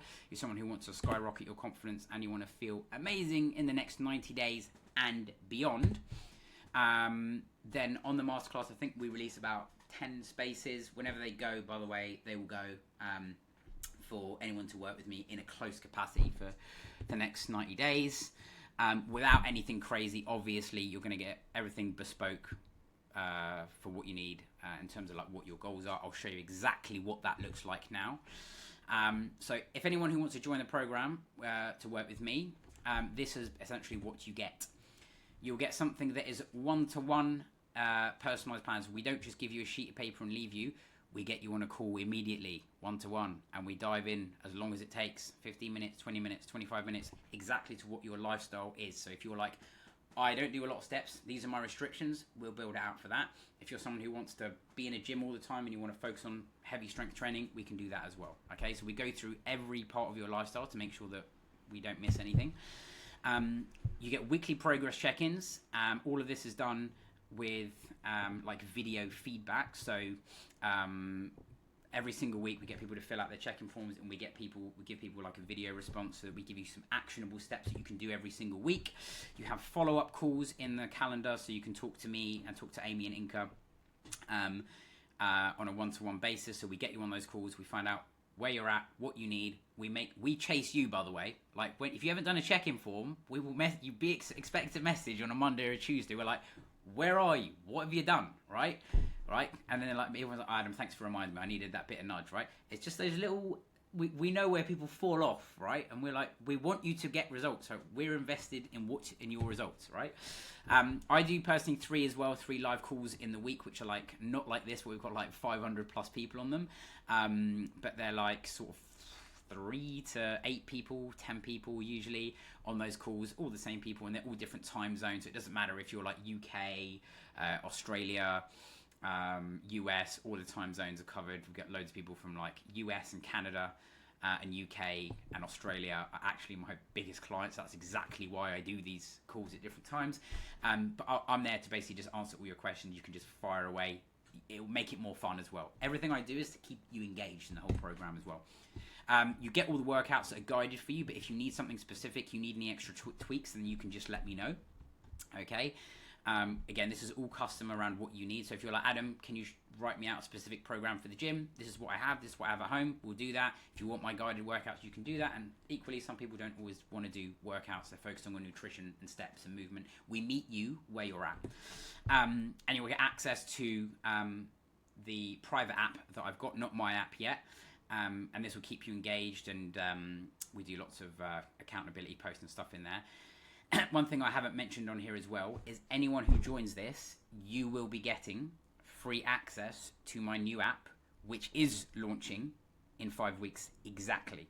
So you'll basically get the free access to that. So anyone who's in my coaching now, you get to be part of all of the testing. You get to be part of all of this. And all I care about is making this as good as I can for you. So you get this added layer of value. And when you get this app, I think you're going to be like, this is mental. This is going to make nutrition like so much more simple and easy. So I'm very transparent with how I do everything here. So if anyone does want to join, usually if you see it not on the masterclass, I know that you might have seen this for $9.99, but anyone who joins the masterclass or joins on these calls because you made it, you can join for half price, $4.95. There's also a split option, and that's for 90 days of everything that I mentioned. And we also give you some added benefits as well. So you get that one-to-one starting call, which we don't usually do for everyone, but the people who join the masterclass, we do. Anything specific you need, we just build it out for you. Our goal is to be as useful to you as we possibly can. You'll get access to all of my recipe books, all of my meal plans, all of my everythings. I give that to you as well. And by the way, just in case anyone's wondering, you can message me and the team whenever you want every day. If you're like, we will encourage you to pester us. If you're like not messaging us, we'll be like, are you there?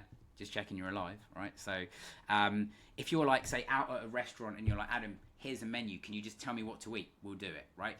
The goal is how can we be as useful to you and make you stick to it and give you like bulletproof accountability, right? And we do this because we enjoy it. And my team have been with me for 6 years or more, right? So I know them, and it's a very small team. It's me, Inka, and Amy, and you will love them if Amy's on this call. A lot of clients like her more than me because she's very good. But that's who you'll see. You'll see all of us three here. And just to give you that extra peace of mind, if you want to join, you're like on the fence, like, should I do it right? You basically, if you're not happy for some reason in the first week or so, just let me know. Like I'll give you 100% like guarantee that you'll like it. No questions asked. So that's just to give you that extra peace of mind. So if you're like, yeah, right, that sounds really good to me, right? You want to make sure that I'm just real and all this is legit. Like you've got that guarantee. Don't worry. Like I said, I'm here to actually help you. Hopefully that comes across with the way that I am on these calls. I try to be genuine, transparent in everything that I show you online. I try to be honest as I can. That's like how I like to run things. I don't want people wasting anyone's time. So that's pretty much how I do it. So if you are interested, you can do two things. You can just scan this barcode down here, which will take you to the page. If you're on your phone, you can just message me the word interested, and I will send you all of the details. I might ask you like what your goals are, just to make sure that you're like a good fit. But yeah, like I said, if you're looking for those goals and you want bulletproof accountability and you want to do it risk-free with that guarantee, do that. And you'll love it, right? Honestly, it works really well, especially going into summer. Once those spaces are gone, by the way, they will go. They'll probably go on this call, I would imagine.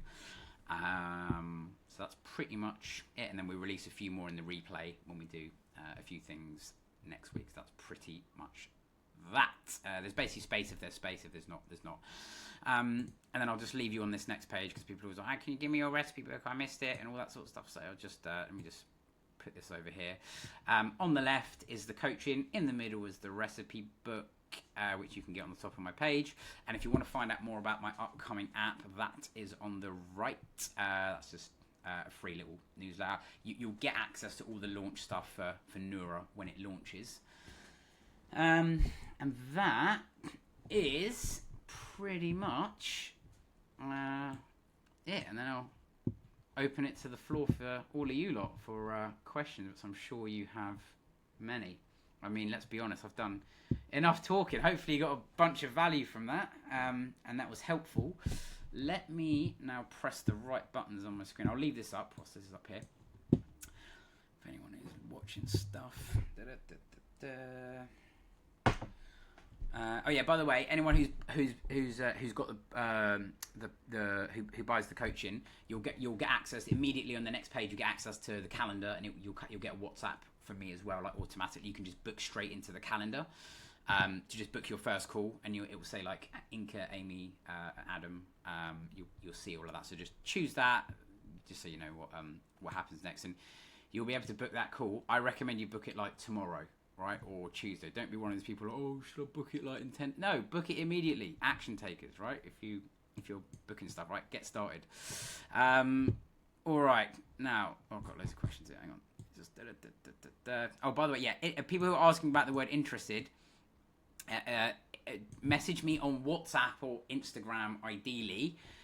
Don't put it in this chat. It's a bit difficult for me to see. I think I had an Amy, a Ciara, a Judith, a Mingo. So just message me on WhatsApp, reply to an email or Instagram. That is where I will see it. It's very difficult for me to see this. I've got like hundreds of messages. So the other thing I'm going to do, see if I can just expand this 1 second. I'm just going to move my window here, put it all in one. All right. You're going to raise your hand, not on camera, right? Don't do it on camera, right? There's a little icon. Someone is going to do it. There, like Renee, whatever she did. Sorry, I'm on the new. I'm on the new settings here. Yeah, birthday queen, Linda, all of that sort of stuff. If you want to ask a question, raise your hand, and I'll just go over to you. One moment. There we go. Perfect. And if you can't find that screen, don't worry. I'll get round to it eventually. So I'll just let you lot unmute yourselves in a minute. We'll get rid of the mute upon entry. Just give me a second, see if I can find the right button.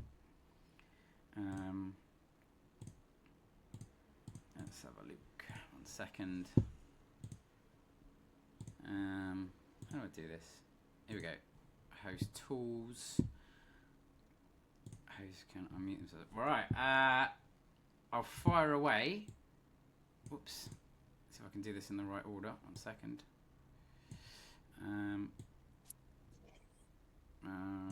Something like that. All right. I'll go with Renee. Try to unmute yourself. We'll see if it works.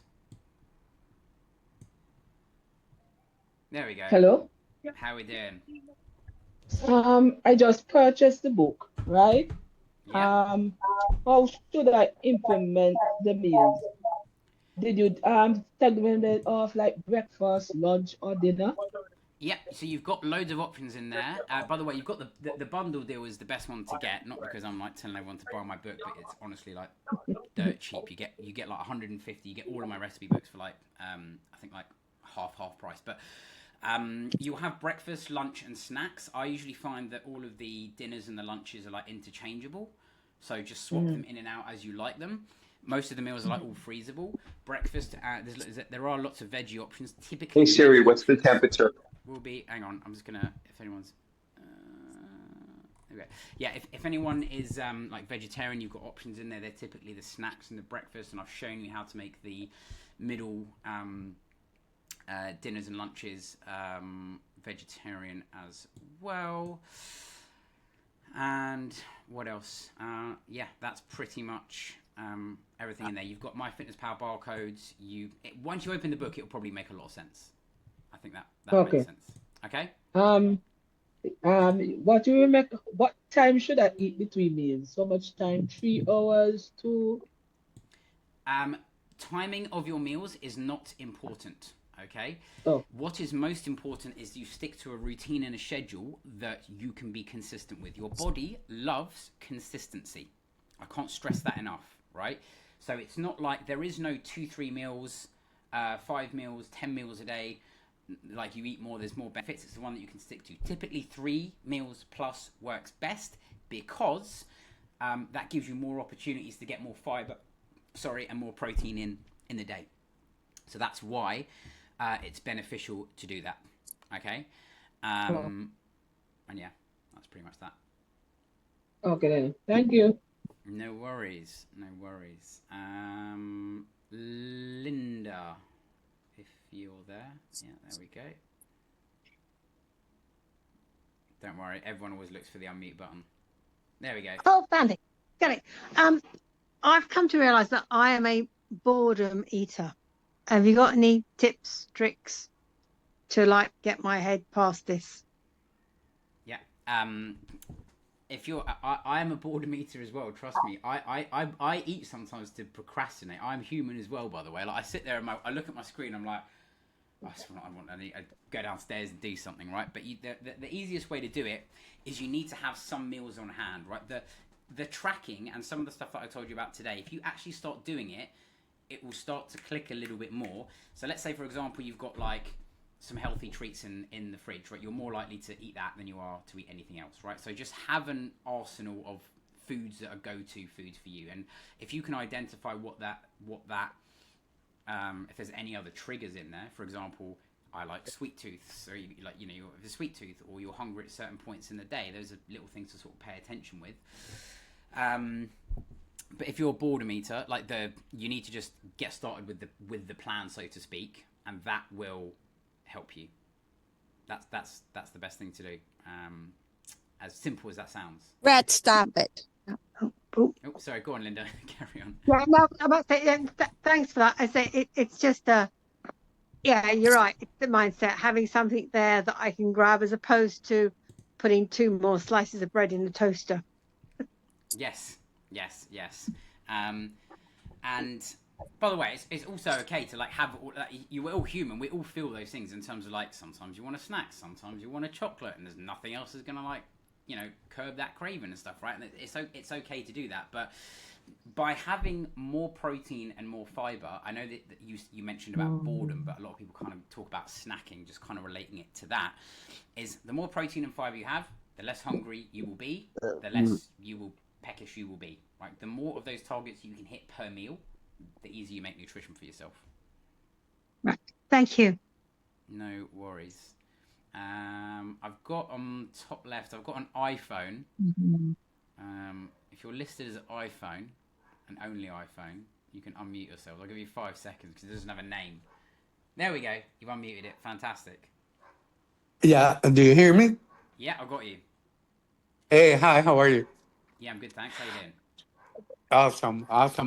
First, I just want to say that I've been following you and that I already lost 50 pounds following your recipes. So that's awesome. Amazing. And I really appreciate that. So great work with that. So I do have a question. How about protein shakes and protein sparkling waters? Are those good for you? Generally, protein, whey protein powders and shakes, as long as they don't have a lot of added stuff that you don't need, and by that they'll put loads of BCAAs and they'll market it in a fancy way. If you just have whey protein, it's a really good tool to add to your meal, especially if you are lacking protein. So they're also very, very flexible, so you can add them into bakes and shakes. And my go-to meal, before I had this, I had no time. I always have I literally put Greek yogurt, and then I put a scoop of protein powder. I dump on some dark chocolate and some raspberries, and it can help you make a really quick and convenient meal. So yeah, it works really well. Oh, awesome. Thank you. No worries, and well done on the progress. Keep it up. Sounds amazing. Thanks. Fly over to Claire. How's it going?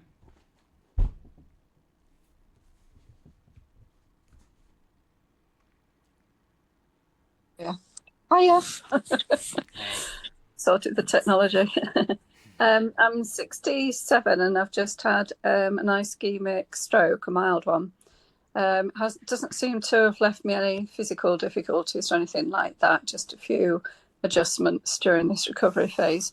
How long after would you suggest then I could potentially start working with yourself?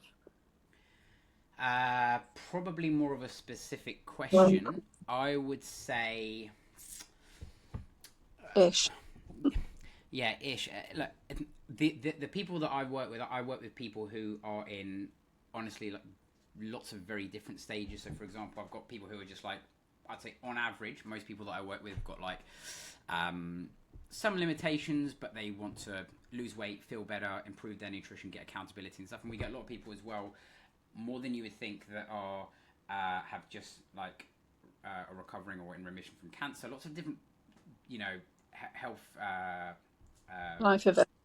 life events, you call it, right? So I usually meet people where they're at.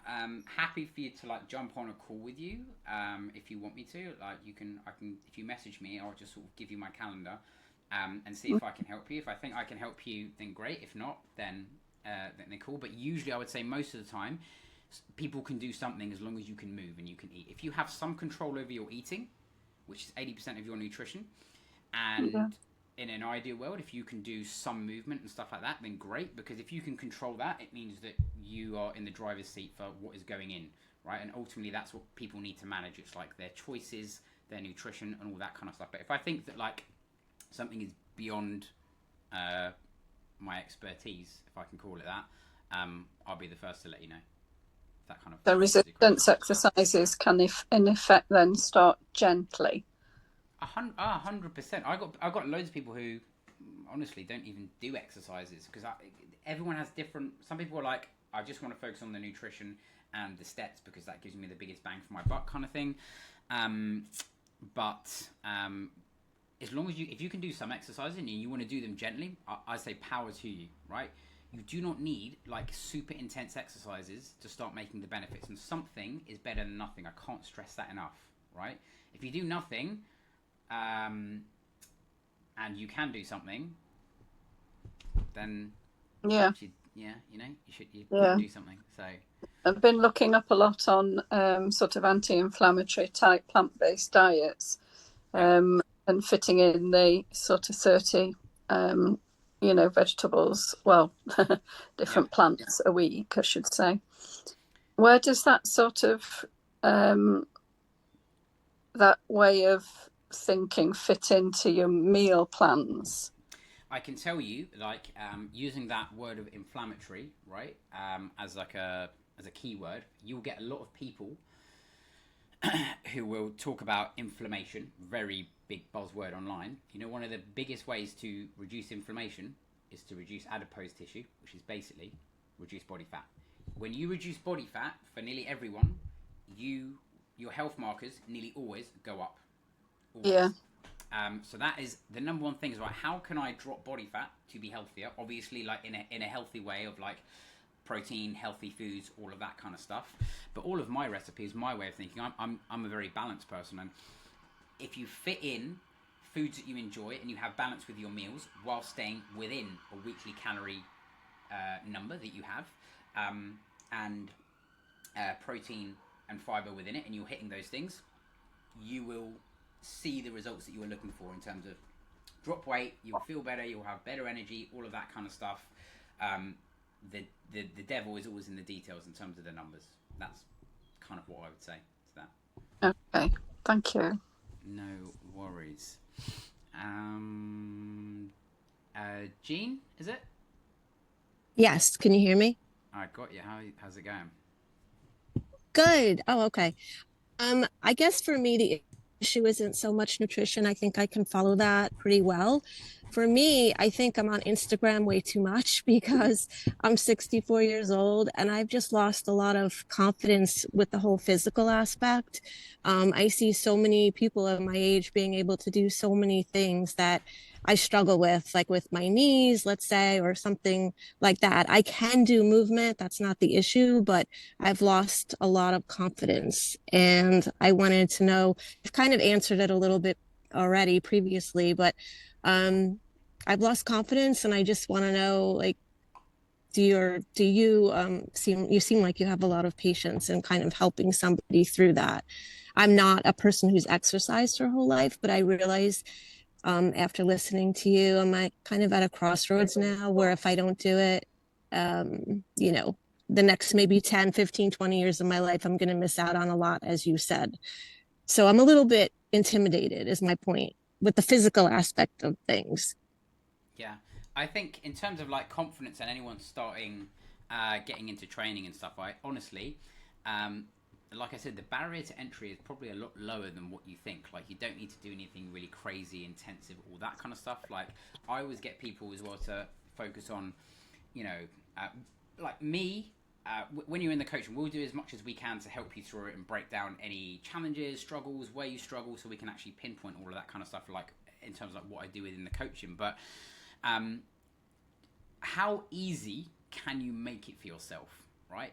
Is what I would say, right? That kind of like moves you forward. I'll give you an example of what I've recently been doing. If anyone wants to follow me on YouTube, I just started doing YouTube and long form content. I've got another video going out this week, right? Instead of overwhelming myself and going, oh my God, it's overwhelming, I've got to do these long videos, I've got to, show more of myself and all this sort of stuff. I was like, how easy can I make it for myself? So what I did? I said, I'm going to put one video out a week. That's it. I'm not going to do like 3 videos like I do on Instagram.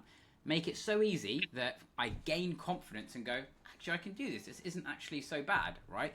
And 1 is a number, just using that as an example, where I'm like, if I don't do that, that's nothing more than me just being lazy sort of thing, right?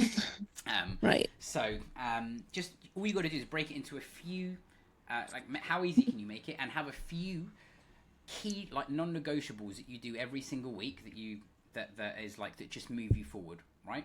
And that might be like, for example, I'm just gonna turn on 2 of Adam's workouts and just do them, right? I'm not gonna try to do them perfectly. I'm not gonna try to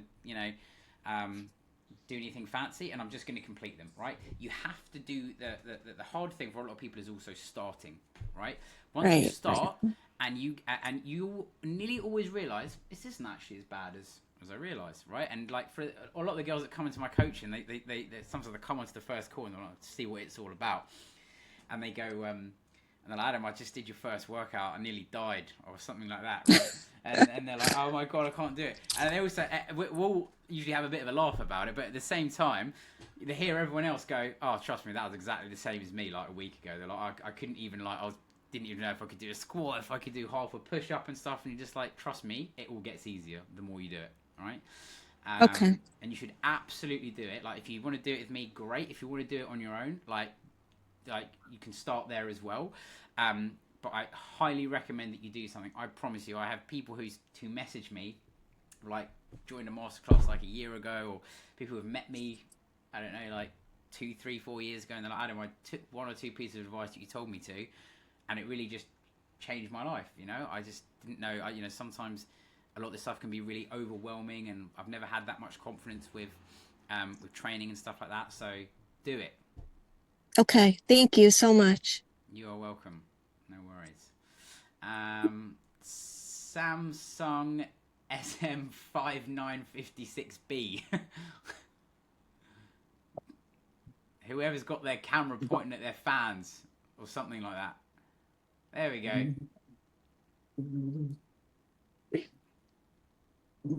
Let's hit the unmute and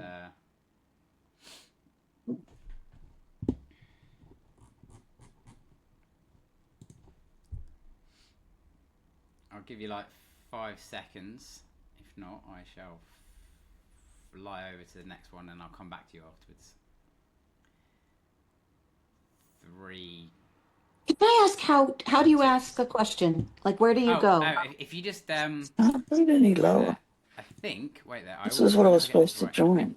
If you just 1 minute, I'll come over to you next, Melissa. So that's I think. Oh, here we go. If you there's a react button if you're on desktop, and there's a react button on your phone, and it just like this. It goes like raise hand like this. iPad. I'm on an iPad. If you're on iPad, wherever that react button is, you might want to like react with the screen. Worst comes to worst, don't worry. I will get round. I'll just let you all unmute because no one ever like talks over each other. It's usually pretty civilized, so don't worry. Okay. Melissa, fly away. Go away. How you doing? I have some questions if I could. Just to let you know, you've got a bit of an echo. I'm not sure if you. Yeah, big time. I've just muted you for a minute. Right, if you've got just in case, you might have 2 devices, perhaps logged in. Usually there's an echo on 2 devices. How's Try that? again. How's that? Still got an echo. I tell you what, Melissa, if you come out and come back in again, right, and then I'll come back into your question. Usually the master reset usually does it. All right. Nice one. Monica, how are we doing? Hi. Nice to meet you. Nice to hear from you directly. Have a question. I'm 8 years old. I really find myself in what you said in the first slides, that like after your 20s, your body changes completely. So I was used to losing weight, just like not eating a few meals for a couple of times and then just losing those 2 extra kilos I gained. And now that's not happening anymore. So I started doing a diet for the first time in my life. So following some of your recipes and others, so trying to focus on proteins since February. For sure, I had a benefit. I also removed gluten because I was a lot bloating. It's also sometimes painful, especially in the evening. But after, let's say I lost 2.5 kilos and I feel stuck now. Nothing is really happening anymore. Like it feels that even if the diet is fine, I got even used to the food. I start liking it this way. I feel better, more energized. The weight doesn't go lower, and I actually the calculation says that this would be a good weight for me, but I really would like to go back to the weight that I had before kids. I have 2 kids, 2 small kids, and I used to weight 2 kilo less, even 3 sometimes, and I really struggle to lose those. That like nothing is happening since the last 3 weeks. Nothing is moving at all. And also I feel that something is stuck. Like, I don't know if it's water retention, also the floating, but although I exercise 3-4 times a week, and I try to do more weight lift instead of cardio, but I would say 50-50. So I really do not know if there is something that I'm missing, if it's related to the menstruation. So like the second half of the month that I should maybe get some support in progesterone, because that's also what I heard from the GP. But I really didn't want to get there. I wanted to first try with, let's say, natural methods. So I don't know. Sure. And do you mind me asking? You said you had 2 kids, right? Yeah, 5 and 3 almost. Okay, all right. I was going to say when was your last birth? But are you tracking your what are you tracking? What are you not tracking? Just to get to the. Are you tracking your food? Are you tracking your protein? Are you tracking your fiber? I am not every day, to be fair. I am so protein for sure, and carbs and fat for sure. Not fiber. No, fiber, no, actually, they're not in the app that I'm using. But not every day. I did it like really strictly for a month and a half, and then I paused for a couple of weeks. Then I started again, and now maybe because I'm a bit demotivated, I stopped for a couple of weeks. Yeah. Yeah. Well, first thing that I would do is just dive a bit more into what those numbers are for you in terms of because, like I said, the devil is always in the details. If you're at a plateau or you feel like I'm trying to lose these 2-3 kilos and they're not really budging, everyone will have a number when it comes to just pure calories, we can say, right, that will allow you to lose weight, right? And usually it's that people don't have the consistency, or they have gaps in their week where they don't track and all this little stuff, right? And I can promise you that whenever we have, this is a very common question that comes up in my coaching, stuck with this, that, and when you actually get them to track properly, you will start to see progress, right? The 2 things that you can have a look at in terms of like water retention, like your actual body, is I would just be wary that, you know, the more carbs that you have in a day, that's going to give you like more water retention and stuff like that. Not a bad thing, just something to note. It's not like body fat. But if you focus on the protein and the fiber within those calories, I think that you will find that is usually like the holy grail. Like if you track your calories and you have protein and fiber, and if you're still not losing weight after that, the calorie number has to either be lower or there's something that is missing within the diet. It's usually as simple as that, and that's not me like dismissing other challenges. That's usually where it is. The more muscle you can have on your body, all of that kind of stuff, it massively helps.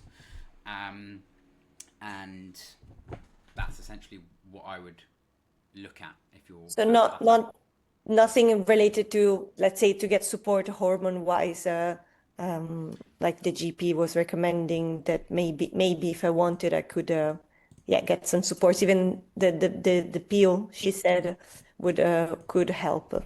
If there's some numbers and some blood work and stuff that you wanted to discuss with like a doctor and a GP, you absolutely can. Just to give you like the actual data and the hard numbers on that, in terms of like even metabolism, even if your metabolism has shifted or is deviated from the average, nearly always it is never more than 15 to 20% at the extremes, right? So that's something to kind of note, right? Is that your metabolism, anyone else, they will never have like doesn't just like slow down by half or something like that. Maybe 15 or 20%, right, at the extremes, but that's only for like the top 1% of the population sort of thing, right? Most of the time the answer is more simple than that. If I could lock everyone in a room with me and I did a Big Brother house and I fed you all, you'll probably be like, it's easy when Adam makes all the food for me and he locks me away, and it's a much easier game. But the hard thing is doing it like day to day. But if there's any gaps in your nutrition, I know you mentioned that it felt a bit demotivating to do it and it's a bit long and all that kind of stuff. But I'm also someone who's quite honest, and I'll be like, if you track your food, that is usually the way to go. If you can track 90% of it, you will see results. I like to do things that give you results. I'm all about like do the thing, right? If it's tracking, it's tracking. If you can do it a bit looser, then great. But like I said, feel free to get some blood work. If you ever want to share a second opinion on something, you can always bounce an idea off me like later on down the line. Usually I'll look at most of my messages on Instagram and WhatsApp. A common one is people will be like, Adam, I got a DEXA scan. What are your thoughts on this? And usually it's a very broad question, and I'll just kind of like, I can give you what my opinions are. I'm not a doctor. Like I said, if there's there could be some other underlying things, but most of the time I'm kind of going off a bit of a tangent. It's the basics done well, if that makes sense. Okay? Thank you. You are welcome. All right, let's see if we can go to No Echo Melissa. How does that sound? Perfect. Awesome. Okay, I have two questions if I could.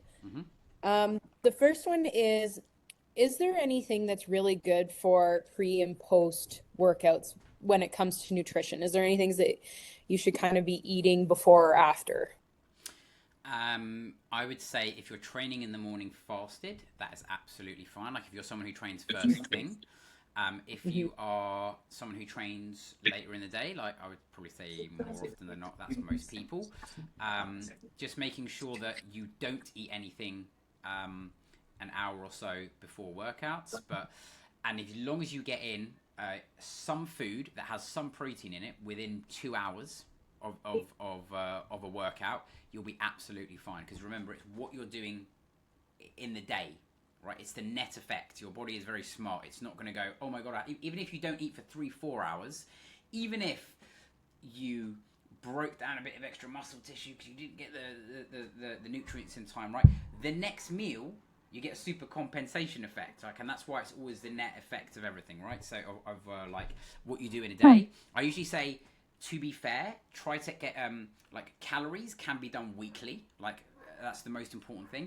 Protein, just look at it on a daily. As long as you're doing that, you're absolutely fine. So you don't need anything complex in terms of what you're eating. So I just have a coffee personally before I train, and that's it. That's as far as pre-post goes. Yeah. Nice. And then the next question I had was, is there any good books out there on nutrition talking about like ways to absorb it? And like, there's so much stuff out there. Like you said, That's a Do you great have question. any good books or any good reads or information? Yeah. Depends how down the rabbit hole you want to go. If you're someone like me who likes reading research papers and you like following all that kind of stuff, I can give you some people to look to follow or look at. People like Alan Aragon. You can write him down. He will have a book. There's I'll see if that's a good question actually. I'll see if I can find some others because I've got a lot. I've got like I just off the top of my head. I don't. There's people that I trust and respect and stuff. But they're also niches in different areas in terms of like strength and muscle building. There's some that will like focus on like nutrition and stuff like that. If you want some more general, if you could call it health and fitness. There's people like sort of Lane Norton you could kind of follow. If you're interested in interesting reads and you want to find out like good broad perspectives, if something is good or bad, I'm just making this up, like supplements, fasting, this and that, you can go on a website called examine.com. That's a good one. And it digests like research papers like really simply. Like for example, you can go on like fish oils and it's a really common one. You're like, oh, here I should have fish oils, but how good actually are they, right? And you'll be surprised. You'll be like, oh, actually, like they're useful, but technically the data is a bit, right? I'll give you a common one as well, like collagen, right? It's like collagen's a big buzzword at the minute, right? It's like the honest truth is, it's quite mixed. And if you, again, I'm sort of going off on a bit of a segue here, but if you really want to get into it, it's like, well, most of the collagen supplements that show benefits are all funded by collagen companies, and all of the ones that show mixed results are kind of more balanced scientific studies that are not bound to say. Yeah, but I'd have a look at that as probably where I'd start. Yeah, because I find kind of like what you're saying is like, yes, collagen, creatine, fish oils, your omega-3s, fiber supplements, all that stuff. Honestly, like I'm just trying to get into the nutrition portion of it now. And the truth is, it's like learning a new language. And so Agreed, yeah. I'm just trying to get as much information as I can. So that's great. At least I can look into these two guys in that website. Yeah, it's a good start. Yeah, that's a good start. If I'm just looking at examine.com now. Haven't been on it for a while, but they've got some like guides here in terms of like all the supplements and stuff, because there's loads of stuff that people will push you online. Most of the time, right, the general rule of thumb is 99% of supplements you're not going to see any meaningful benefits, because the benefits have to be meaningful, people, right? It's like if you take creatine, I can tell you will see a meaningful benefit, okay? If I told you to take, don't know, I'm making this up, I don't know, melatonin, right? Could you really measure that improves your sleep and your relaxation? Like maybe you can, maybe you can't. But you have to, some of these you might have to sort of have a bit of a deep dive into, but yeah, they're a good place to start. So, nice one. 1, 2, 3. Jill, how are we doing?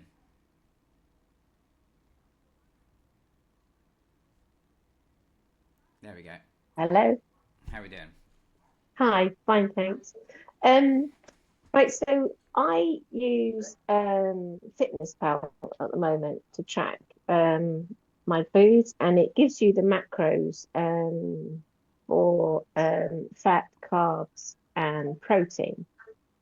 And it also gives you percentage of what they think maybe would be a good percentage of each a day, but it doesn't ever sort of concentrate on grams per day, which obviously I know you've been saying for protein and for fiber. Should I be more concentrating on the grams rather than my percentages? Because my carbs are always percentage-wise too high than what I think it should be to. Great question. Generally speaking, yes, focus more on the grams rather than the percentages, because there is everything will give you a dose, right? There is a dose to get a benefit from something, right? Yeah. So to get to the benefit, the maximum benefit of protein, if we can say, most of the time, for most girls, it's about 100, and for most guys, it's about 130. If you hit that number, you're pretty much getting the lion's share of benefit.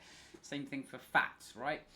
You want to make sure that you're getting in about 40 to 45 grams of fat in per day as a female, maybe a little bit more as a guy, to just get the benefits of fat, which you need for hormonal health, and the same thing for fiber and stuff. So definitely look at raw numbers. You can the general, if someone wants a general percentages, like as a setup for like MyFitnessPal, I would say 35, 35, 30 is usually a one that will cover all of your beta. So 35% protein and carbs, and 30% fat.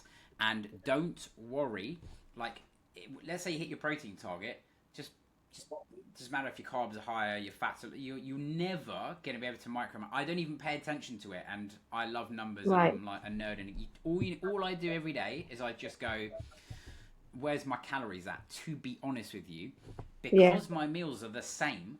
I know that I'm getting in, like, by having 2 punnets of like raspberries and an apple and my oats in the morning, whatever, I already know, because I've tracked it millions of times, I know that my fiber is already like minimum 30. And the same thing for my protein. I actually get too much protein, right?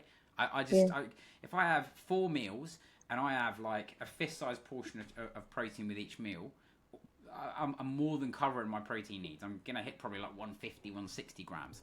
And at that point, I just go, what's the calories? Because the calories is what gives you the weight gain, the maintenance, or makes you lose weight, right? Yeah. Well, I mean, I track my calories really carefully, and I've just gone back and looked through the grams of protein, and I'm mostly hitting my grams. So, but it's the percentage things that are always skewed. Like it must be that I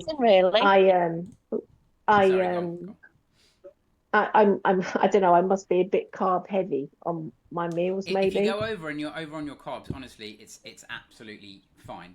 So that's all right. As long as I'm getting my protein. Yeah. In grams.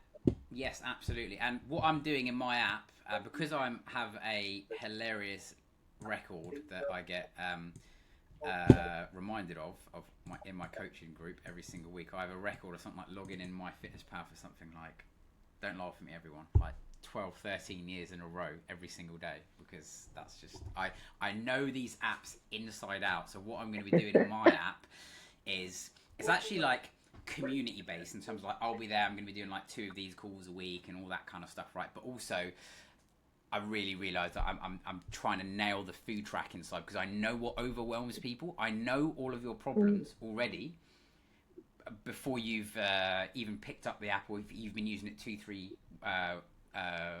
years, weeks, or months. So I'll give you an example. I bet everyone here is like, use MyFitnessPal food tracking app, and you type in chicken breast, or you type in something, you get 1 million ingredients. You're like, what the hell do I pick, right? So what I decided to do is, like, I've got the same database, but I've got approved foods, right, that I have come up with the values myself, that are like, you could call it Noura or Adam approved. So when you go chicken breast, the first thing that's going to come up is going to go chicken breast and chicken breast cooked or something like that. And you're going to be like, oh, as long as I choose one of these, which have like a little tick next to it, you know that is approved, as a value, because the values are way skewed. Like no one actually bothers checking this in MyFitnessPal, right?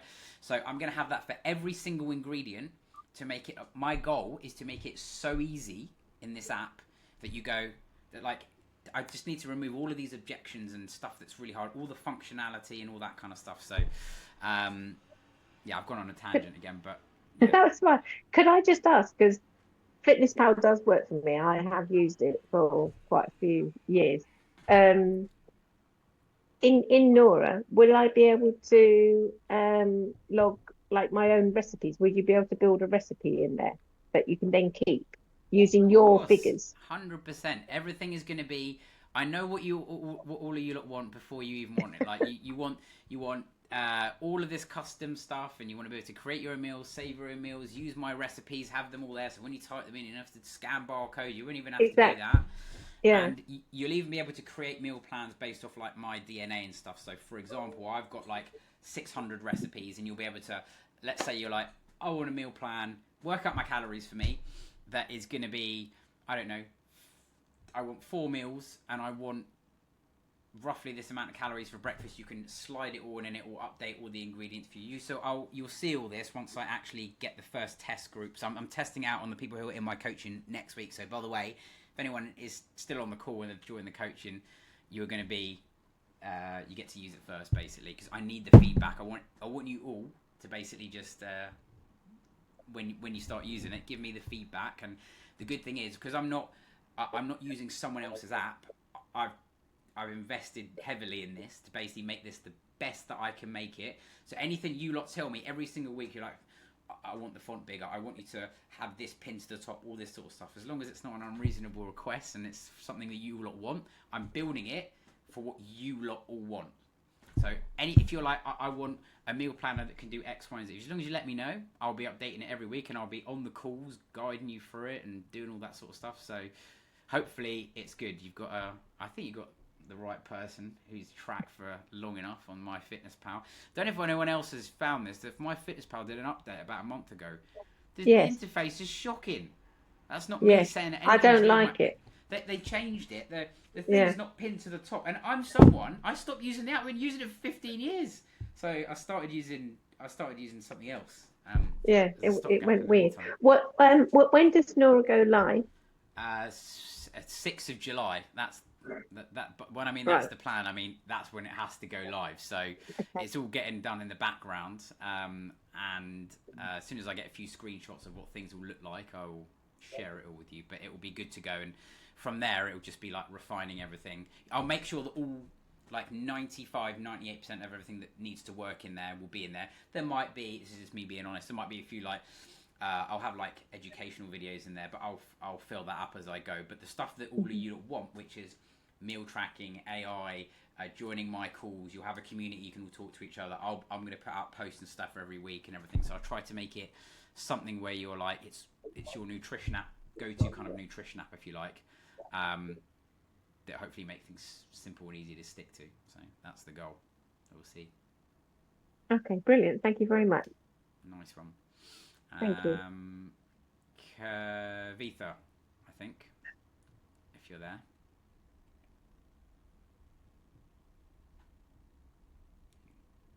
She might be looking for the unmute. I'll give you 5 seconds and then I'll move on to Zoom user. There we go, Kavitha. Found it. How are we doing? Hi, thank you, Adam. I'm good. How are you doing? Yeah, good, thanks. Thank you for the session. It's been very informative. Good. I have a couple of questions. One is regarding, I was diagnosed with diabetes and high triglycerides in Feb. Mm-hmm. So I made all the changes to my diet and lifestyle in terms of concentrating on balanced meals, proteins, fiber, carbs, and calorie restrictions. I managed to lose about 10 kilos, but I still have a long way to go. Mm-hmm. My question is that with regard to diabetes and triglycerides, this kind of restrictions are enough in the long term to reverse it, or would I have to be dependent on medication for life? Yeah, absolutely. You can reverse this with lifestyle, 100%. I get loads of people who are like on the edge or who are like diabetic, and they can absolutely reverse it, because most of the time it sounds like a really blanket statement to make, but I promise you, for most of the people who like have weight to lose or they want to lose weight, right? And by dropping body fat, your health markers nearly always go up. Your insulin sensitivity goes up. You carry less weight, all of this sort of stuff. Usually it's kind of as simple as that, but kind of not as simple as that, if that makes sense. Obviously there's nuance, I understand that, but as a broad answer to your question, yes, especially if you can compound that by dropping body fat, eating better. If there's specific foods that you need to like adjust for you, then yes, and also more muscle you have on your body, that also helps with the diabetic aspect of it as well. So all of the stuff that I talked about today, if you can start implementing them, you will see positive changes. Yeah. Okay, sure. Thank you. And one question I had was GP was also mentioning about taking support of GLP medication to control metabolic syndrome. I was wondering what your thoughts are on Monjaro or Ozempic and Yeah. So in terms of, I get people who come to me who are wanting to go on it, who are on it, or who have just come off it. You would be surprised as nothing, like, no judgment from me, by the way. Yeah. I always meet you like where you're at, but the one thing when it comes to like GLP-1s and all that kind of stuff, if you want to use them to suppress your hunger, you have to manage the lifestyle aspect, and you have to do the strength training, because the one thing that people do is they will go on GLP-1s and they'll be like, I'm just going to rely on this as a crutch, right? But you have to do, you have to implement the habits and the lifestyle, because eventually you're probably going to want to come off or reduce the dosage. And when you do that, you need to make sure that you have the things in place. So like I said, you still need to have enough protein, you need to have enough fiber, you need to train with enough intensity to maintain and build muscle and all of this kind of stuff. So you can use it. I can show you how to do it without, and I can also, like I said, if it's something that people are on, like then that's okay as well. Like I said, but that's what I would focus on if you're on or considering using GLP-1s or all that kind of stuff. That's my thing on there. They probably have. I think they'll have a place for some people, and they probably have less of a place for others, if I'm being honest, because if you have a lot of weight to lose and you've tried a lot of things before and you know that your health markers are going to dramatically increase, it can be a useful tool. I see some people who abuse it and they just want to do it to get a bit skinnier. Like I see young people using it as well, just to get like I'd go on holiday and all this sort of stuff, and they just like, I don't care, I just want to look good kind of thing, right? And they just keep increasing the dosages. I've seen people do that as well. So when you start to abuse everything, just like drugs, you can get more side effects, and you can become more reliant on it and all this sort of stuff. So there's a balance to everything. So Okay, thank you so much, Adam. Really appreciate it. no worries. Zoom user, if you can. Yeah, that's it. Yeah, find the unmute. Hi, thank you. That's was my question. I am a GLP user, and I've been doing it for about a little over a year, or almost a year. I lost about 28 pounds, but I've had certain knee issues, and whenever I start exercising or doing any mild things like the Tai Chi walking exercises. It's not like I didn't sign up to do them. I just do those exercises that are like, the standing things. I get a lot of aches and pains afterwards. And I just don't, I didn't want this to be such a personal question. I know, sorry, but it was really about the GLP. And they say to eat tons of protein, but I do find that I don't eat very much during the day. And when I do eat, I'm eating a lot of protein. I am probably not reaching the numbers, though, that you're talking about. So it's about quantities for me, because I end up eating small little portions because that's all I feel like eating. But then with the no exercise, I'm stuck. Like I've reached a plateau for almost half a year. Like I lost that weight pretty quickly, and then I'm just stuck at the same weight. But when I stop taking it, which I do for a couple of months at a time, that weight just comes right back. And that's something I really do not want to have happen, and don't want to be dependent upon it either. Mm-hmm. Yeah, and that's exactly what I was saying about like if you rely on something, you have to put in the lifestyle aspect into it as well, right? Because there's I would like to sort of say there's nothing free in life, right? Apart from my masterclasses, of course. But no, when you if you're coming off it, definitely like paying attention to like the dosages of what you are eating, in terms of the amount of protein and stuff, will help you massively. But yeah, I think probably echoing what I mentioned to Kavitha is the stuff that you want to be focusing on. But I totally understand, like, what you're saying in terms of like, yeah, I can understand that. Yeah. being stuck. Yeah. Hmm. Do you have any other like particular question that you wanted to ask me on it or anything? Well, not necessarily. Just I had to miss most of the middle part of this thing because someone was interrupting me outside. And is it going to be on the recording? Is there going to be a Yes, a there is. replay?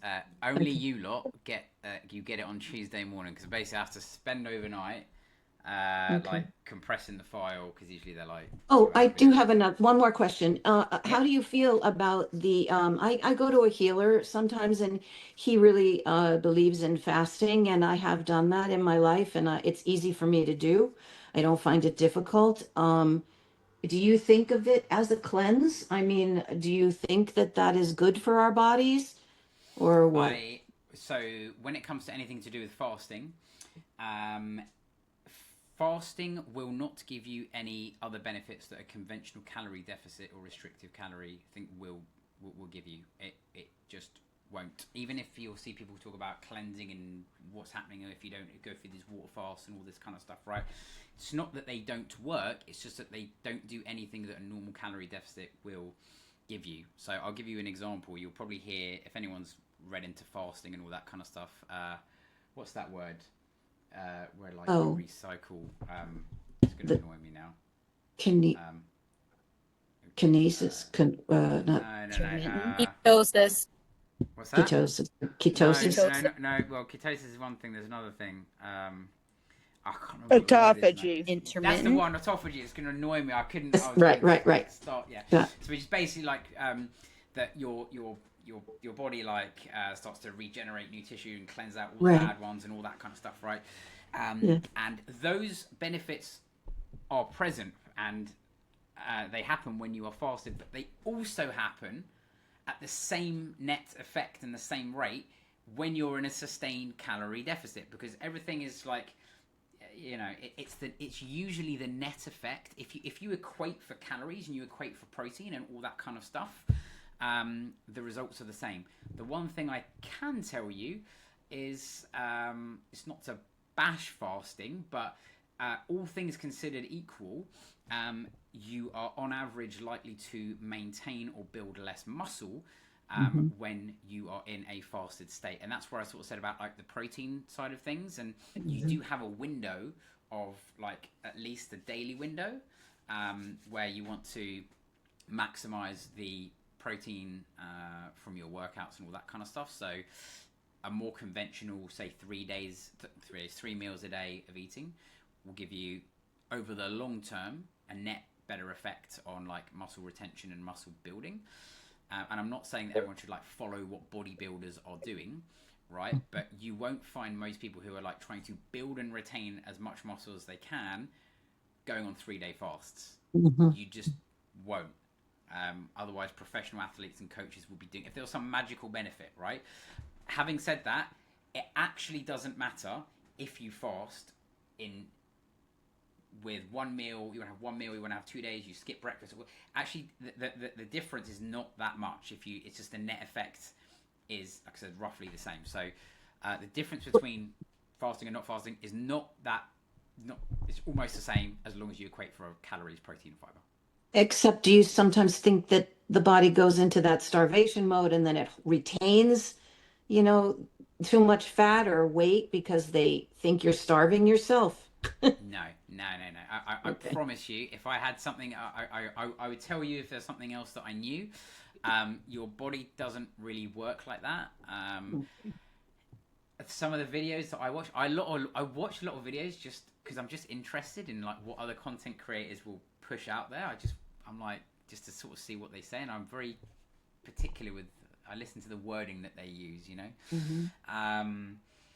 and they'll say stuff like it can or it has been shown to, but they don't always sort of like back it up. But like this, your body doesn't really work like that. Again, if you all I can tell you right now is that if you take two people and one is doing some kind of fasting or in a starvated state or whatever, and one person just in a regular conventional eating pattern, and the calories and stuff are equated, the results are nearly the same across the board. They've tested this for people in like randomized control trials. They've done it in labs. They've done it for like months on end. Obviously, you can't keep a human population locked up for years. That would be cruel. Maybe there's people on the ground doing it for us right now, and they're going to come out with like scientific studies in like 10 years. We've locked these people below, and these people have gone all these different eating protocols, and maybe we'll find out something new. But chances are that's probably the answer. It's usually the boring answer, unfortunately. I would love to give you something more sexy, but yeah. Thank you. Thank you. Cool. Ellie, how we doing? Hi, Adam.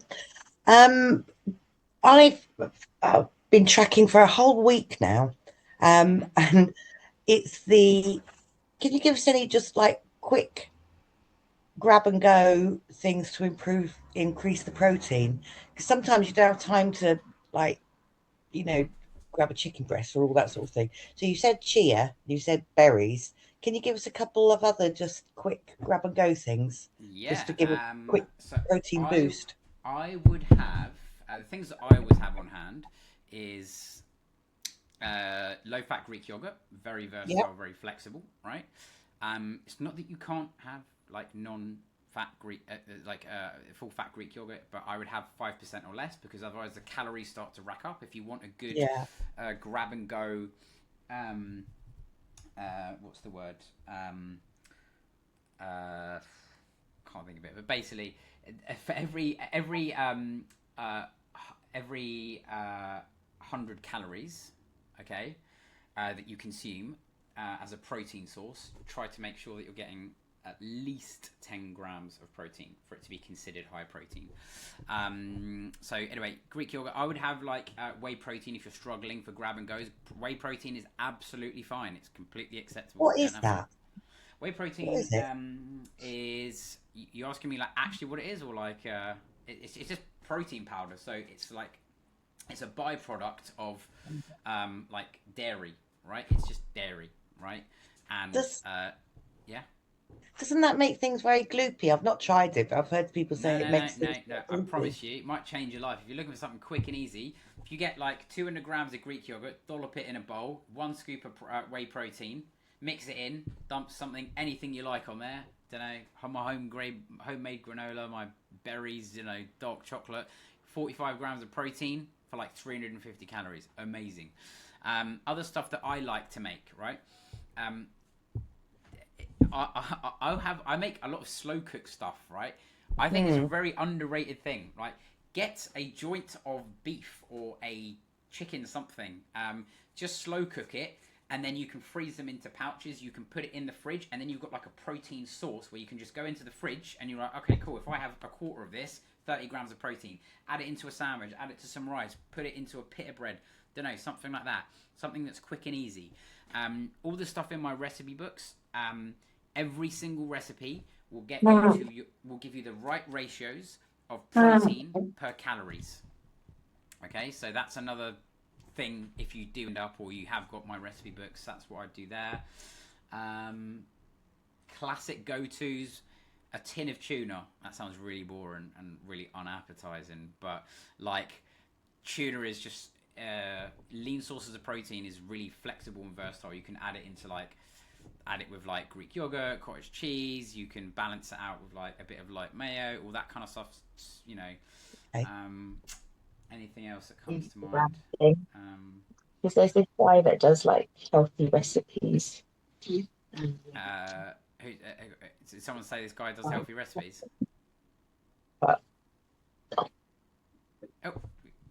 If anyone wants to interject, no, it's right. You can go. If that's it, Francois, you can chime in. All good. But yeah, I think off the top of my head, that's probably like my go-to ways of doing it. Right. Okay. If anyone else has got anything, like feel free to chime in. Like, so, honestly, some of the stuff that like some of my clients come out with is just hilarious. Like they're just like, oh, Adam, I saw this new way of doing X, Y, and Z. And I'm like, oh my god, I never really thought about that. A very creative ways of making stuff. But honestly, just get the staples in your fridge. Freeze a load of stuff is what I do. Put them into bags and yeah. Okay. Great. Thanks very much. Nice one, Ellie. Ruth, Jennifer, and then Melissa. How's it going, Ruth? Thank you. First of all, thank you so much for this. This was so helpful. You have no idea. Excellent. But I do have a few questions, just quick ones if I can. For dietary restrictions, if I had to choose between a dairy or a meat meal, do you suggest one over the other? Or Good does it? question. On average, um, non-dairy options will probably give you. It'll probably be easier to get a lower calorie, higher source of protein, right? On average, because you can get chicken breast, you can get tuna, you can get any white fish, you can get lean beef, you can get all of this sort of stuff, and then that opens up like whatever you want to make with it, right? Dairy options are somewhat more limited, but you have to go for the lower, like we can call it 5% or lower.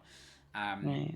And sometimes people don't want to have like I don't know, like 200 or 300 grams of cottage cheese, right? No, So I mean I like it, but not that much. Yeah. yeah. No, I got that. Then a couple more things. So if is there a time, let's say people would say, okay, stop eating 2 hours before bed. Nighttime snacking for me is the worst because daytime I'm busy at work and sometimes I don't have the chance to eat. And then I come home and I'm famished. So would you say stop eating at, even if it's a healthy eat? There is no particular time that is going to give you any more of a negative benefit, as long as the calories at the end of the day and at the end of the week are like tracked and equated. It doesn't actually matter. If you find that you are like a late time snacker, or if there is something that triggers you, it's for everyone, right? Like Right. you might want to limit it for a period of time, or maybe not do something let's say, like, if you know that you're going to go to the cupboards at 9 p.m. and you know that 9 times out of 10 you go for one thing and then end up eating 4 biscuits, maybe might not be the best idea. And there's certain foods as well for everyone. Everyone has those foods. They're very different, right, for everyone. But they're just hyper palatable foods, and you just can't stop. It's just like you just can't stop. There's nothing you can do about it, right? You have what you go. Oh, I'm just gonna go in and try this one scoop of ice cream. You're not gonna try one scoop of ice cream. You're gonna have 5 scoops of ice cream, right? You're not gonna Right. have like one chocolate digestive biscuit, because that will make you a psychopath. You're gonna have at least 5. That's what a normal person would do. So yeah, just identifying those kind of foods as well. Like, so for me, there's certain like sweet treats which are not hyper palatable. So for example, it might be like popcorn, even the ones that are like not low fat. Like, I'm just not going to eat that much. I'm just not going to have Yeah. 600 calories of popcorn. There might be like, I don't know, just making this up, like, you know, dates, things like that, which might be considered a bit more healthy and calorie dense, but you might not eat that much of that. Haribo and sweets is a weird one for me. Like, I can have 2 or 3 of those and I'm okay. I don't really want to eat a whole pack of Haribo. But you put like chocolate buttons in front of me, or a Crunchy, or a Twix, right? Like, that's getting eaten, right? So Yeah. you have to identify those kind of foods. So yeah. Right. No, I hear you. And then is there a link to get your 3 ebooks? Because I can find one at a time, but I can't seem to find all 3 Should be here. together. There should be here. If you go to the checkout, right? If you go to the checkout, Yeah. I think I know what you mean. Just go to the checkout. There's a bundle option.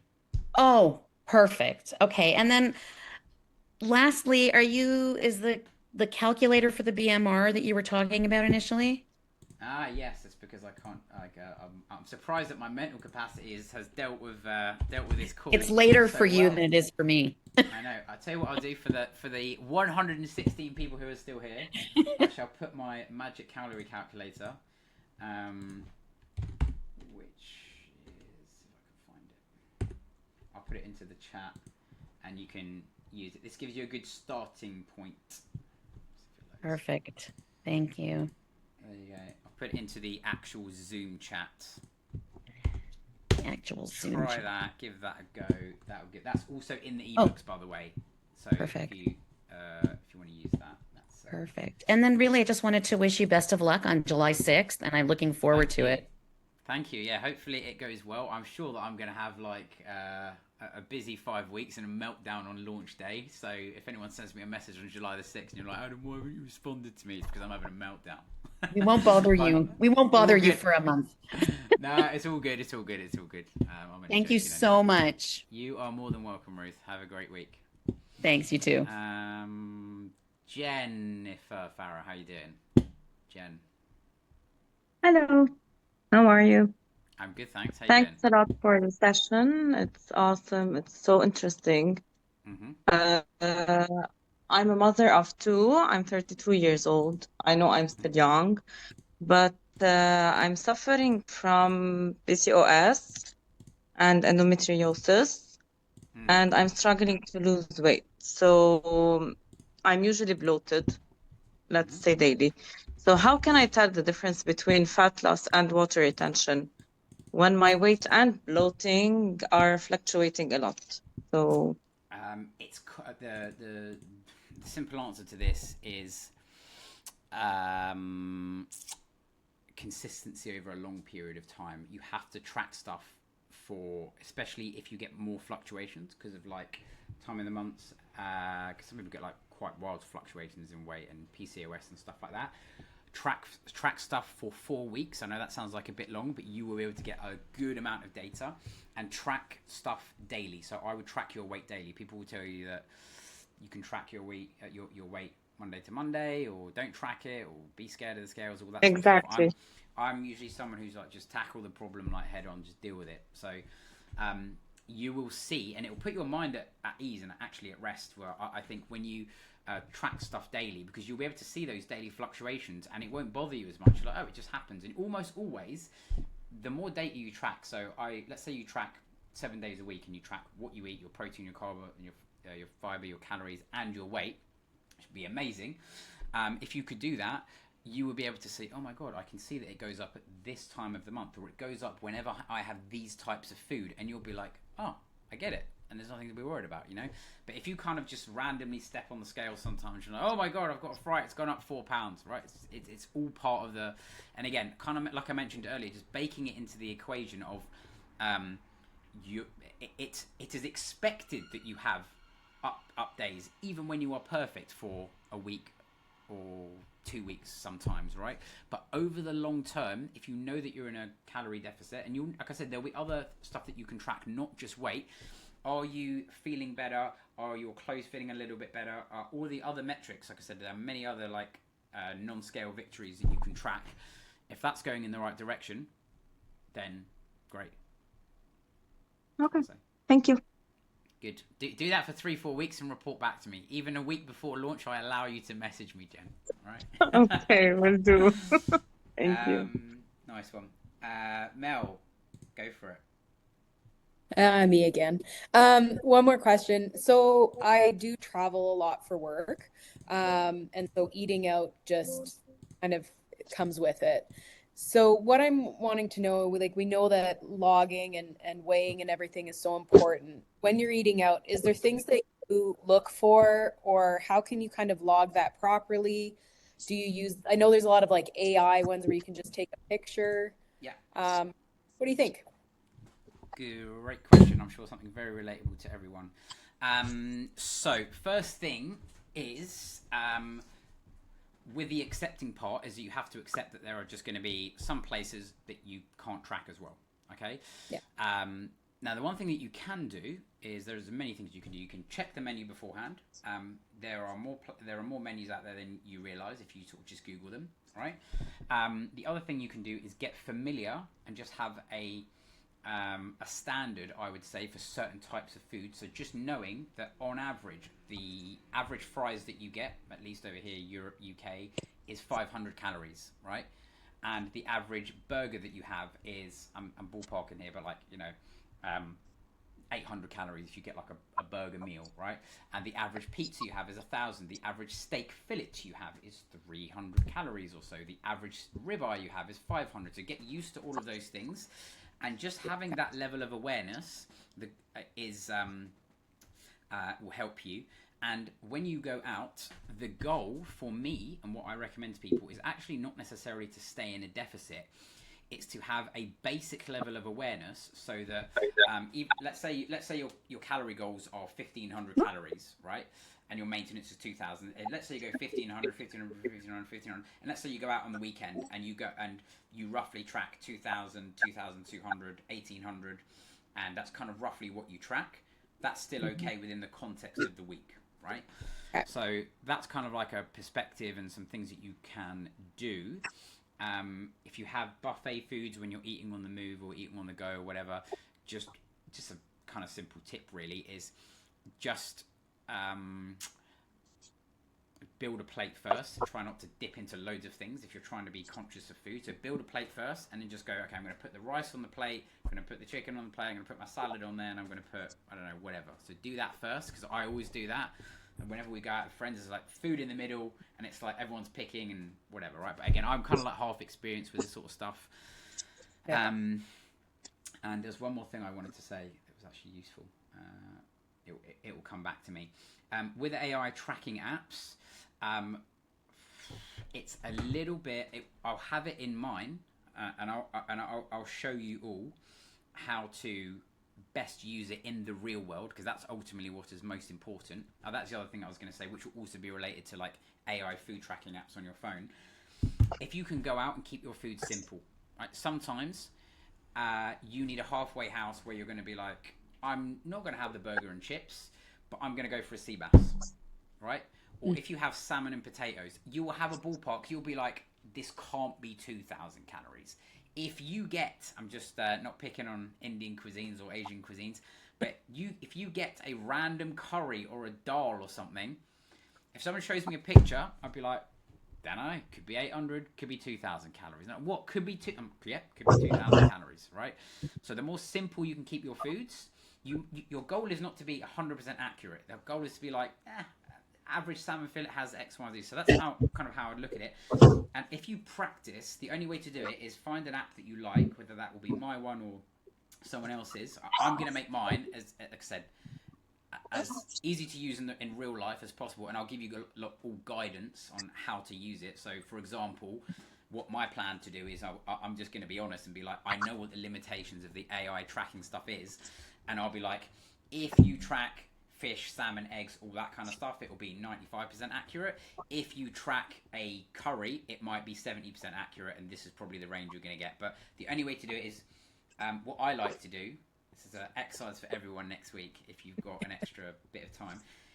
If you can accurately track food, let's say you make 4 eggs and toast whatever in the morning, and you have like something that is relatively simple on your plate, track it normally, and then just use the scan photo function and just see what it gives you. And do that 10 times, right? And you'll be like, okay, these foods are always pretty accurate. And then there'll be other foods where you'll be like, okay, right, it always seems to measure, you'll just find what the strengths and the weaknesses are, and then you'll know what you can trust and what you can't trust. The only way to do it is to put it through the ringer, put it through the test, but it's a good exercise to do. And sometimes, once you kind of have a little bit of that data, so to speak, you can go out and be like, okay, cool, this pasta looks about right. I've been tracking for a little while. 800 calories, it's fine. I don't need to be bang on the money, right? And kind of go for it that way. Okay, that's awesome. Those are great tips. Thank you. Good. Mel, and then Google Pixel 7, and then Marilou. How are we doing, Melanie? Is that me? That's me? You. Yes. Yeah. Perfect. Perfect. So you've talked a lot about protein powders, and I use one, but I've never gone for whey because I don't drink milk and stuff like that. So I've got pea protein, and people have said to me, "Oh, well, it can be slightly imbalanced." So when I use it in a smoothie, I add a small handful of oats, which they say balances it, but it doesn't taste that nice for putting in other things. It tastes like pea soup otherwise. So is pea protein still okay to use? Would you say whey is better? And if it is there, because I try and eat really clean as well, so I'm quite fussy about what sort of brands and things that I pick. Yeah. So could you give a bit of guidance on various protein powders and what have you? Yeah, sure. Good question. So whey protein is technically like the most basic gold standard that most people will use, but plant proteins and whey protein powders, whether it's plant-based or not, will actually all have the full amino acid profile. Okay, so you actually don't need to worry about like whether one is a better quality protein, so to speak. So for example, soy and whey protein on the index, there's like a, I forgot what the index is called, I shouldn't it's like the basically it's like a protein quality index, and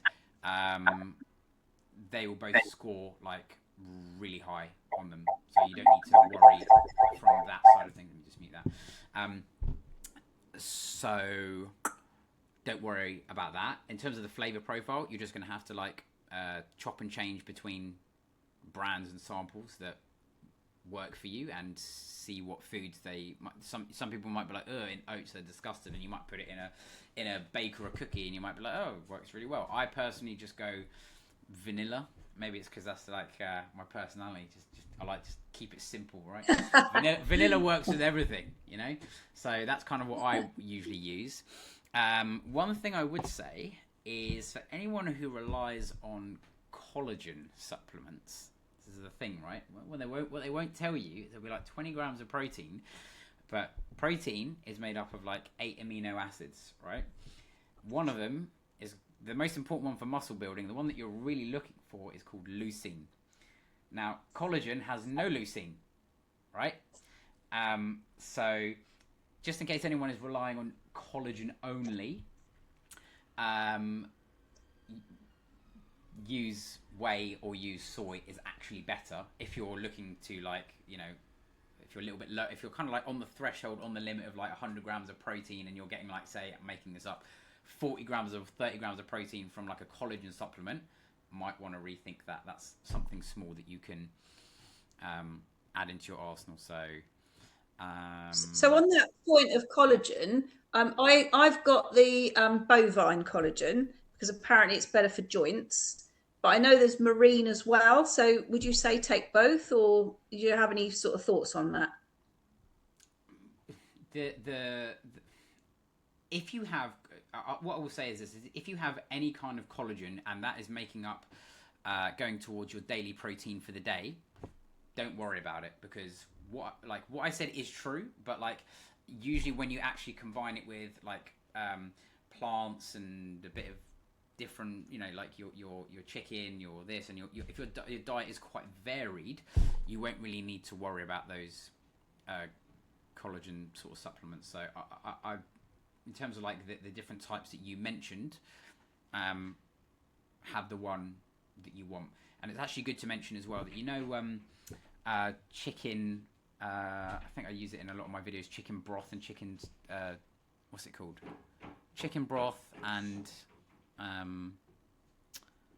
can't remember. Anyway, if you use that as like a stock, that the protein in there, I think, is actually like mostly collagen based, but as the context of the whole meal, completely like, it doesn't really matter. Let's say you make like a slow cooked beef or something like that. So, yeah, I might have got sidetracked there, but okay, thank you. Doesn't really matter too much, as long as you hit your protein target for the day. Even if some of that is coming from collagen, you're good. Just make sure that you don't rely on collagen to get all of your protein. Cool. Okay, thank you. Google Pixel 7. I'll give you. There we go. Hey up. Cheers. So another whey protein powder question. Obviously you talked about like different ingredients potentially being in it, and to try and pick ones that is just the, like, obviously you said that earlier.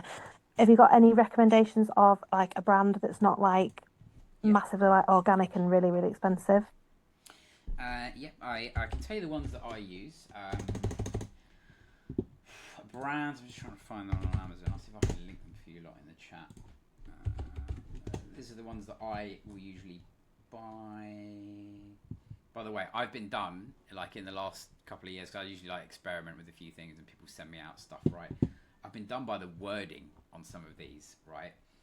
And they can really do you on the market. I'll give you an example. bought something from a company called Bulk. Nothing wrong with the company, right? But one of them was called Essential Whey Protein, and one of them was called Pure Whey Protein. I bought the Essential Whey Protein. I just didn't really look, and then I realised it was like filled with like half of it was filled with like something else. So just always look at the back of the packet.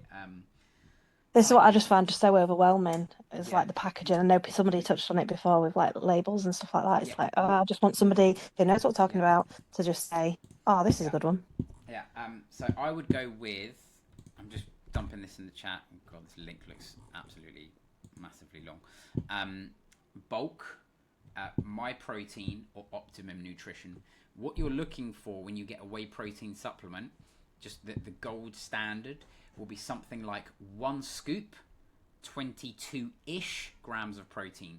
If it's like 15 grams of protein, it's got filled sugar carb crap in there. If it's a bit higher, a little bit better. Usually that's like a whey isolate.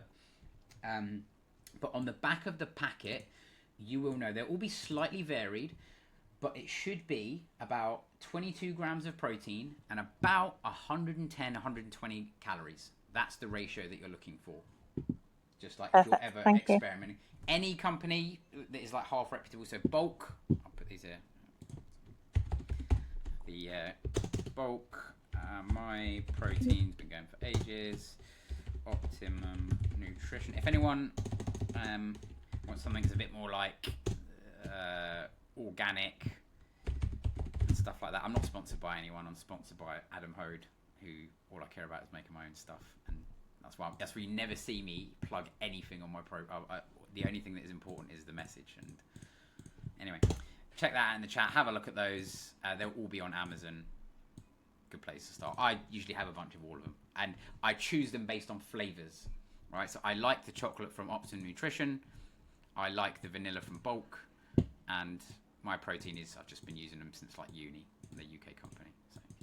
Well, I was also going to say there's nothing wrong with being vanilla, so I'm down with that.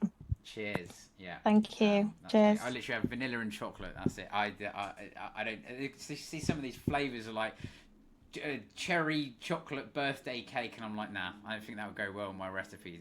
If you add 1 strawberry cheesecake scoop of protein powder with one of these, anyway, Marilou, I'll fly over to you if she's there. Oh, I've got an echo. Why? How? I've got another Marilou actually who's got her hand up. So.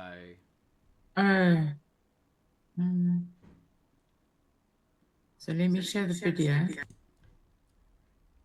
I'll give her five-ish seconds if you want to try and unmute. If by the way, at this point, because no one's got their hand up, if anyone wants to just fire away with a question, just fire away. Just ask something. When that echoed for me, it was because when I logged in, it opened up 2 tabs on my internet, which is why I had the. Yeah. So if you delete one, it won't work. Yeah, there you go. It's usually some kind of like duplicate tab or dual device that does that. Oh dear God. Go on. Oh, I think you're there, Marilee. Go on, fire away if you've got a question. Okay. Oh. You still got the echo. Tell you what, Marilee, go out, come back in, do the old master reset. All right. Out of the whole chat. Yeah. Come out and then just come back in with the same link. All right. I tell you what, I'm doing this. I'm doing this in the nicest way possible. I'm going to boot you out, and then you're going to come back in. All right. It's the only way it'll work. So just rejoin. Okay. Okay. There we go. In the meantime, anyone else fire away with something? If you got anything. If you got nothing, then I'll assume that you're maxed out on the questions. Hi Adam, can I just ask, will you be tracking calcium in your app? It's just having calcium with having. Short answer, yes. You'll be able to track all of the micronutrients. on the main pages, what you'll be able to do is like track everything as an overview, and I've tried to go with like a slightly less is more approach. But anyone who wants to dive into the magnesium and the calcium and all that kind of stuff, I've basically got like the top tier license for the food tracking side of things, so you'll be able to track everything like that. Yeah, it will be in Okay, there. cheers. It's just having osteoporosis is really helpful. So thanks a lot. Actually, yeah, no worries. Actually, one tip I want to give you all to do, it's actually a tracking thing, right? And this is why I've come up with like my own individual like approved ingredients, right? Is that when you track foods, notice this, right? You'll notice that the calories are usually kind of like there because that's the first thing you see. Protein will be there like most of the time, but sometimes when you track a food, for example, like raspberries, right? Some foods in the database will just have nothing for fiber because they've just not put anything in there. So just be careful of that. If you're like, oh my God, I'm doing 6 punnets of raspberries and I'm stuck on 10 grams of fiber, my life is terrible. How do I do this? Then you basically, if you go into the individual ingredient, like MyFitnessPal or NutriCheck or whatever you use, right, go in there and you will see, you'll be like, oh my God, it's like cheeky little bugger. It didn't track my fiber, right? So that's why I'll have like, if anyone, like I said, anyone uses my app in the future, when you see it up there, you'll see, just use the first thing that comes up because it would have gone through the stress test. So, but yeah, if anyone's looking at little things, because sometimes MyFitnessPal gives you weird things. You type one thing in, even if you type in loads of basic things like rice, right? It'll be like, oh, calories look roughly right, and then it will have like no value for protein, carbs. Sometimes it's a bit like weird and blank. So just something for anyone who's tracking. Someone mentioned earlier, I said collagen something, bone broth. That's the word I was looking for. Thank you. Any other questions from anyone else? If that other lady wants to come in, she can message me. I'll give you 5 seconds. If not, I'll clock off. There's an iPad. If anyone wants to say anything, just unmute yourself. You don't need to do the hand thing. I'll give you 10 seconds. There was 1 or 2 stragglers that are like, well, I wanted to wait this long to ask a question. You might as well ask a question now. Hello, Adam. There we go. Go for it. Hi. Thank you so much for this session. It's been so insightful. And I just wanted to add, my 8-year-old son is a fan. He watches all your videos. He's like, Mommy, can I have your phone so I can watch Adam? So he was so chuffed to see you on Zoom. He's like, oh my God, he's real. So say hello. Oh, hello. Anyway. Excellent. You need to now teach him how to just make all the recipes, and then I know get into the cooking game. That's what's left. Anyways, I just wanted to, I think you touched on it briefly. I might have missed it as well. And that's the supplement creatine. I think that's how it's pronounced. Yeah. So what I've heard from some people is that, like you said, the benefits are amazing, and you see within the benefits that you can see. However, some people say you feel bloated, or not bloated, is it water weight? You kind of gain weight. So that freaks me out because I'm not trying to do that. But I hear that your muscle looks more defined. So I've actually waited out on it because I'm not trying to look more bloated than I do look already. Don't worry, no one's trying to look more bloated, so everyone feels you. Don't worry, I feel you. I'll give you the 101 real quick on creatine. Should you take it? It's probably the one supplement that will actually give you a meaningful benefit. At 5 grams a day, it is going to, on average, for most people, help you increase your strength somewhere between 5 to 15%, somewhere in that range. So let's just assume somewhere in the middle, 8 to 10%. So let's say you did 10 reps on a weight. If you were taking creatine, you could get 11. So not life-changing, but if you're someone who trains, it can give you, that's fairly meaningful effect. You can feel 1 or 2 extra reps. You can. 5 grams a day. You can get some water retention, which is absolutely nothing to worry about. In the same way that if you had more carbs as part of your diet, but your calories were the same, and you just had a little bit more water weight, it's not going to do anything to like your definition in a negative way. But 5 grams a day is a gold standard for muscle. The one thing I will say for creatine that I will strategically use it is if creatine can basically help improve your give you cognitive benefits, right? In higher dosages, so somewhere between 10 to 15 grams.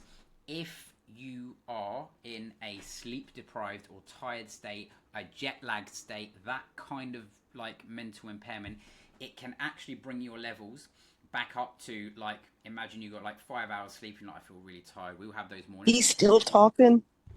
Yeah, I'm still talking. Someone always hits the unmute button accidentally. It's always quite funny.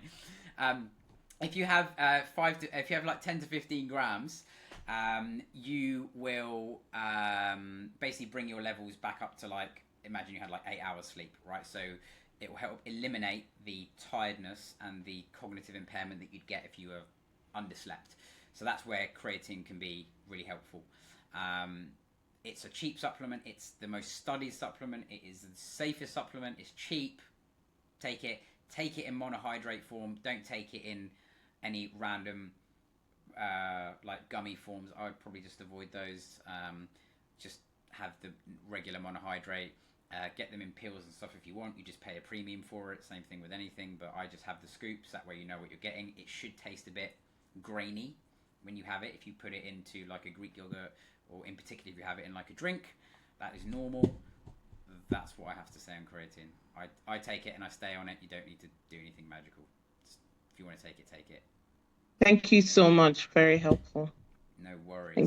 I've got a question extended from that last question, which is, I started to take creatine and because I thought, oh yeah, it's great. I've read all the stuff. And then I discovered some stuff about you have to be really careful because your kidneys, it can damage your kidneys and blah, blah, blah. And so I have this a lot actually with different supplements. I researched, because I'm in healthcare anyway, so I researched loads of stuff and I think, yeah, that's good. And then I'll see something like, oh, maybe I shouldn't have that. You know, it's such a minefield. Short answer is no. There is no evidence to meaningfully tell you that it's going to damage any of your organs. I promise you. If there was a could be or a 1% or 2%, it's just not really there. Again, good way for anyone, if you want to do a little bit of research, go into like examine.com, just type in creatine monohydrate, and you'll see, you want to look for stuff that says like meta-analyses. That's like the gold standard. It picks a collation of like all the studies, and it will give you an overview in a really like digestible format. And I know this sounds like a bit broad, but do you know what you should do? Just go into ChatGPT and ask it something. It will give you pretty good answers. You would be surprised. Like it's pretty good. Like say, is creatine monohydrate safe to take?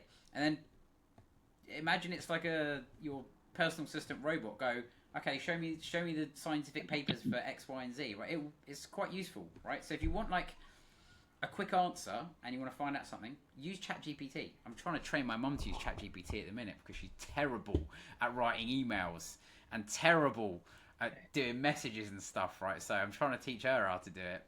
And she doesn't always get it quite right. I look at her chat history, some questionable chat histories in there, I'll tell you that now. But yeah, little thing there. If anyone else wants to fire away with something, just go whilst you've got me here. Adam, real quick, what are your thoughts on cutting out alcohol? Or having it in moderation, or... Yeah.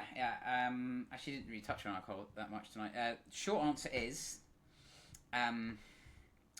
if there's one food that you're going to cut out that give you the biggest meaningful impact, probably is alcohol, not chocolate, not sugar, not anything like that.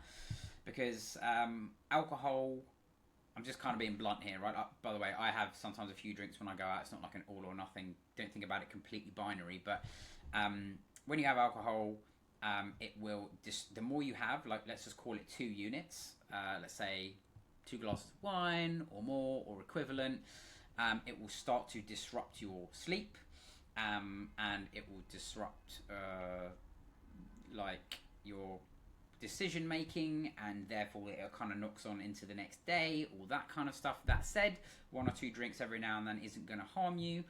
And technically, just look at it, when your body takes in alcohol, it is a poison. Your body has to burn off and fight off that poison before it can start to do any other things like burning fat. So literally, everything is a net effect. That's your of all of your actions. So you're constantly burning fat and building muscle, like everything's in a state of flux. You know, you have protein, it's doing a bit more of this, and sometimes you're burning a bit more fat during the day. When you have alcohol, everything gets put on pause. I've got to get rid of these calories, right?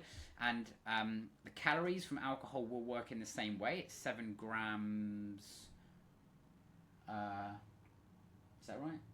7 calories per gram. Sorry, of that's how alcohol works. So try to stick to lighter calorie drinks. So stuff like gin and tonic, stuff like tequila. That doesn't mean that you can go on a Friday night and say, "Hey, Adam said I can neck 5 tequilas." You know. But if you want an efficient way to do it, the one thing I would say is avoid. This is just my personal thing. Cocktails are not worth it. Sorry, not for me. I don't want to have 400 or 500 calories of. It's just a point. I'd rather just get the job done with like something lighter. But that's just a personal thing. I'm just letting you know. I think cocktails you can rack up the calories a lot more than what you think. Trust me. You get these little things. There's like, you know, espresso martinis are one of the lighter ones, but you can get some cocktails and you wouldn't even believe it. I don't even believe it. I'm like, there can't be more than like 200 calories and that 300 calories max. But trust me, so much sugar, so much syrup, so much alcohol that you can't see in there that is dense. So that's kind of my thing on alcohol. So everything in moderation. It impacts more than just the calories. It's your decision making, and we've all had days, and most of us here probably have. We've had too much to drink. You wake up the next day and you're like, I don't want 4 eggs and avocado. I want a bacon sandwich, and I want something that is going to fulfill my craving, and nothing else is going to suffice, right? So that's kind of what alcohol does. So it's pretty much that. Anything else from anyone else? Oh, someone asked me how old I am. You can all put in the chat. You can guess how old. I mean, some of you might know how old I am. I am 37. So someone was asking me. Cheers, Jill. Knock 2 years off my age. 35. Nice one. I was hoping someone was going to be like, "Oh, you look like you're 29." That's it's Bedford's phone. So I thought 28. That's the right answer. I'm only joking. All good in the hood. All right. Well, I'd say. Oh, someone got anything else? Yeah, Adam, it's Mary Lou. Can you hear me now? I've got you. Fire away. Excellent. Great. Okay. So I might have lost a lot of your protein powder trying to get back in and whatnot. I've seen that the isolate protein powder is whey protein powder is the best to use. What's the difference? The difference between whey isolate and whey concentrate is that whey concentrate basically has more lactose in it, therefore slightly more calories. We're talking like 115, 110 grams, 120 calories per scoop. Whey isolate might have like 90 to 100, not much. But basically it skims off the lactose, therefore it's slightly lower in fat, like slightly with a couple of grams, and has a little bit more protein per scoop. It's not a meaningful difference to like change between the two. Usually people interchange them if they want less lactose, and that's the only real reason that you should probably go for like isolate instead of concentrate. So is it essential that I buy it? Because it's flipping expensive. No, well, isolate or whey protein in general? Well, the whey protein in general, I suppose. Yeah. There are some that are more inexpensive. I'm not sure if you saw in the chat. What's it called? There's a couple of things here. Bulk My Protein. So Bulk Protein. This is a brand. Sorry. Bulk My Protein, Optimum Nutrition, or Legion.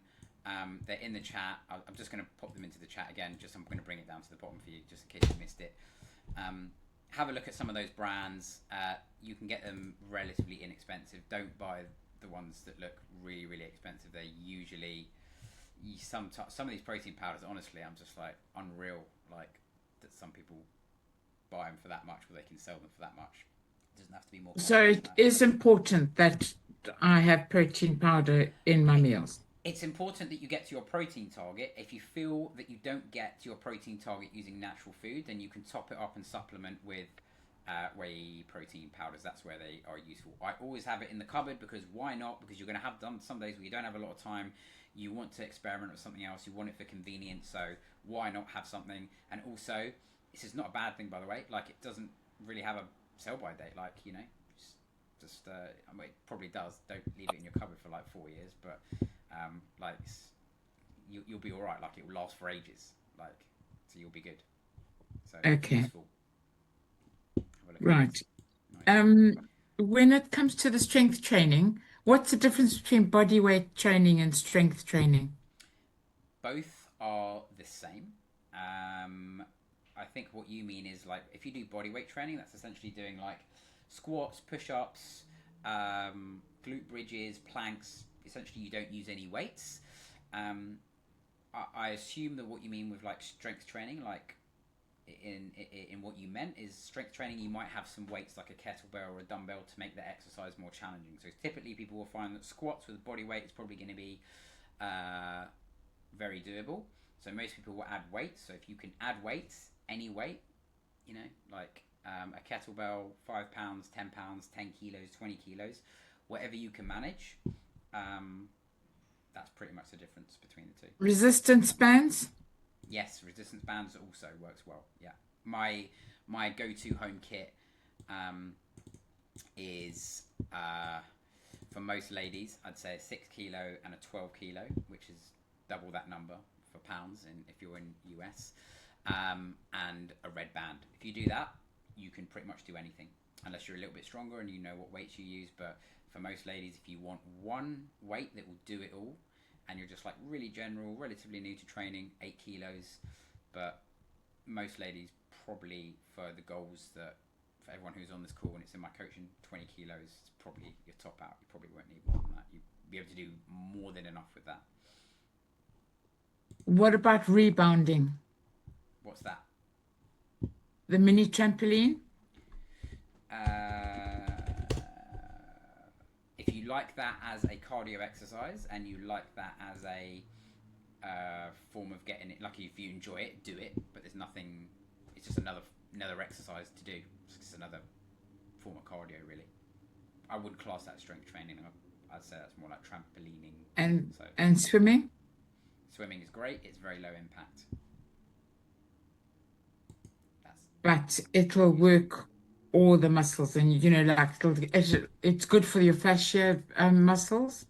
It's really, swimming is very good because it's low impact, but obviously it will have its limitations. So you're not going to grow massive glutes or build a lot of leg strength using swimming, right? You might build some more of your upper body because you're using more like shoulders and you're using like arms a little bit more. So it's probably good for that. And it is a good all-round, like genuinely it's like a really good all-round exercise. But if you're looking to like build muscle, I would stick to something that is more conventional. So most people here should probably be doing something like 8 to 15 reps on most exercises, and get good at that, and just get focused on getting good at that. Like, that's it, you know. There's always a sweet spot for a lot of stuff. So I'm actually like, if I never ended up doing nutrition, I would end up doing I'd be like a strength coach. That's basically what I would be. So if anyone ever wants to ask me anything about building muscle, I can give you loads of nerdy answers on that as well. So probably for a next masterclass. So about a year ago now, 10 months, I was diagnosed with late onset diabetes type 2. And I found that in my research, I found that metformin interferes with the supplement magnesium. So I've stopped taking the tablets, and now I bought magnesium cream that I put on my legs and my arms before I go to bed. That might be beyond my remit, I think, in terms of like exactly what interferes with what in terms of certain medications and magnesium and stuff. So Okay. I'd probably say that, if that's fair. I usually say, if I think I can answer something, I will. If I think I can't, I'll also let you know. All right. Right. Yogurt. I hate yogurt. I hate the stuff. My mother used to put me, I went to boarding school from the age of 5, and every time I came home for the holidays, I'd put on a huge amount of weight, and she would put me on yogurt diets. So how can I hide it as a form and need it I still need it as a form of protein? You can get to any of those nutrition goals using any food. There is no one food that is magical, right? So, for example, if someone says, I don't like oranges, well, you know what? And you're using that to get your vitamin C, right? You can get vitamin C from tomatoes. You can get vitamin C from kiwis. Take your pick. Same thing for protein and yogurts and stuff. If you don't like yogurts, find something else that you do like and incorporate that into your diet. Right. All right. Lentils and beans. I believe we should have it like with most meals, but like how many tablespoons at a time? Very broad question. I would say lentils and beans are a good balance of getting protein and fiber in. Don't rely on lentils and beans just to get protein in, but they are really good, and it all depends on the dosage. So you need to look at the back of a packet. They're all a little bit different, but a tablespoon or so, adding it to like your meals is really good. Just make sure that you track the calories and everything. So right. Go from there. I'm probably going to have to leave it there, everyone, if that's all right. Yeah. That's all my questions, except that I just want excellent. to say I love your shorts. Thank you so much. Precise and to the point. So easy to understand. Thank you. Fantastic. And thank you for tonight. Fantastic that you bothered to stay on.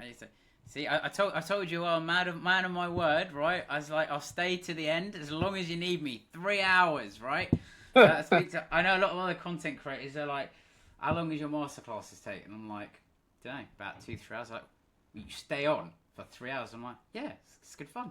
Like, talk to everyone, you get to help them out, and yeah, good. And they're like, you're nuts. I'm like, yeah, it's all good. All good fun. Excellent. Thank you very much. If you enjoy what you do, it doesn't feel like work. So all good. Yeah. All right, everyone. I shall give you all the replay on Tuesday morning, if not before, if I can get it out. But it will have everything time stamped. I'll put the calorie calculator in there. I'll try to put some notes from this session. And yeah, basically, I'll probably end up doing one more masterclass. Maybe change up the topic or something. I usually try to do them the last Sunday of every month. And yeah, as soon as if you're on try to get yourself on the list for the app update, and I'll try to give you meaningful emails. I'm not just going to spam you with loads of random stuff. So I've got some cool stuff that I'll ask. I actually asked everyone for some feedback and yada yada yada the other day. Yeah,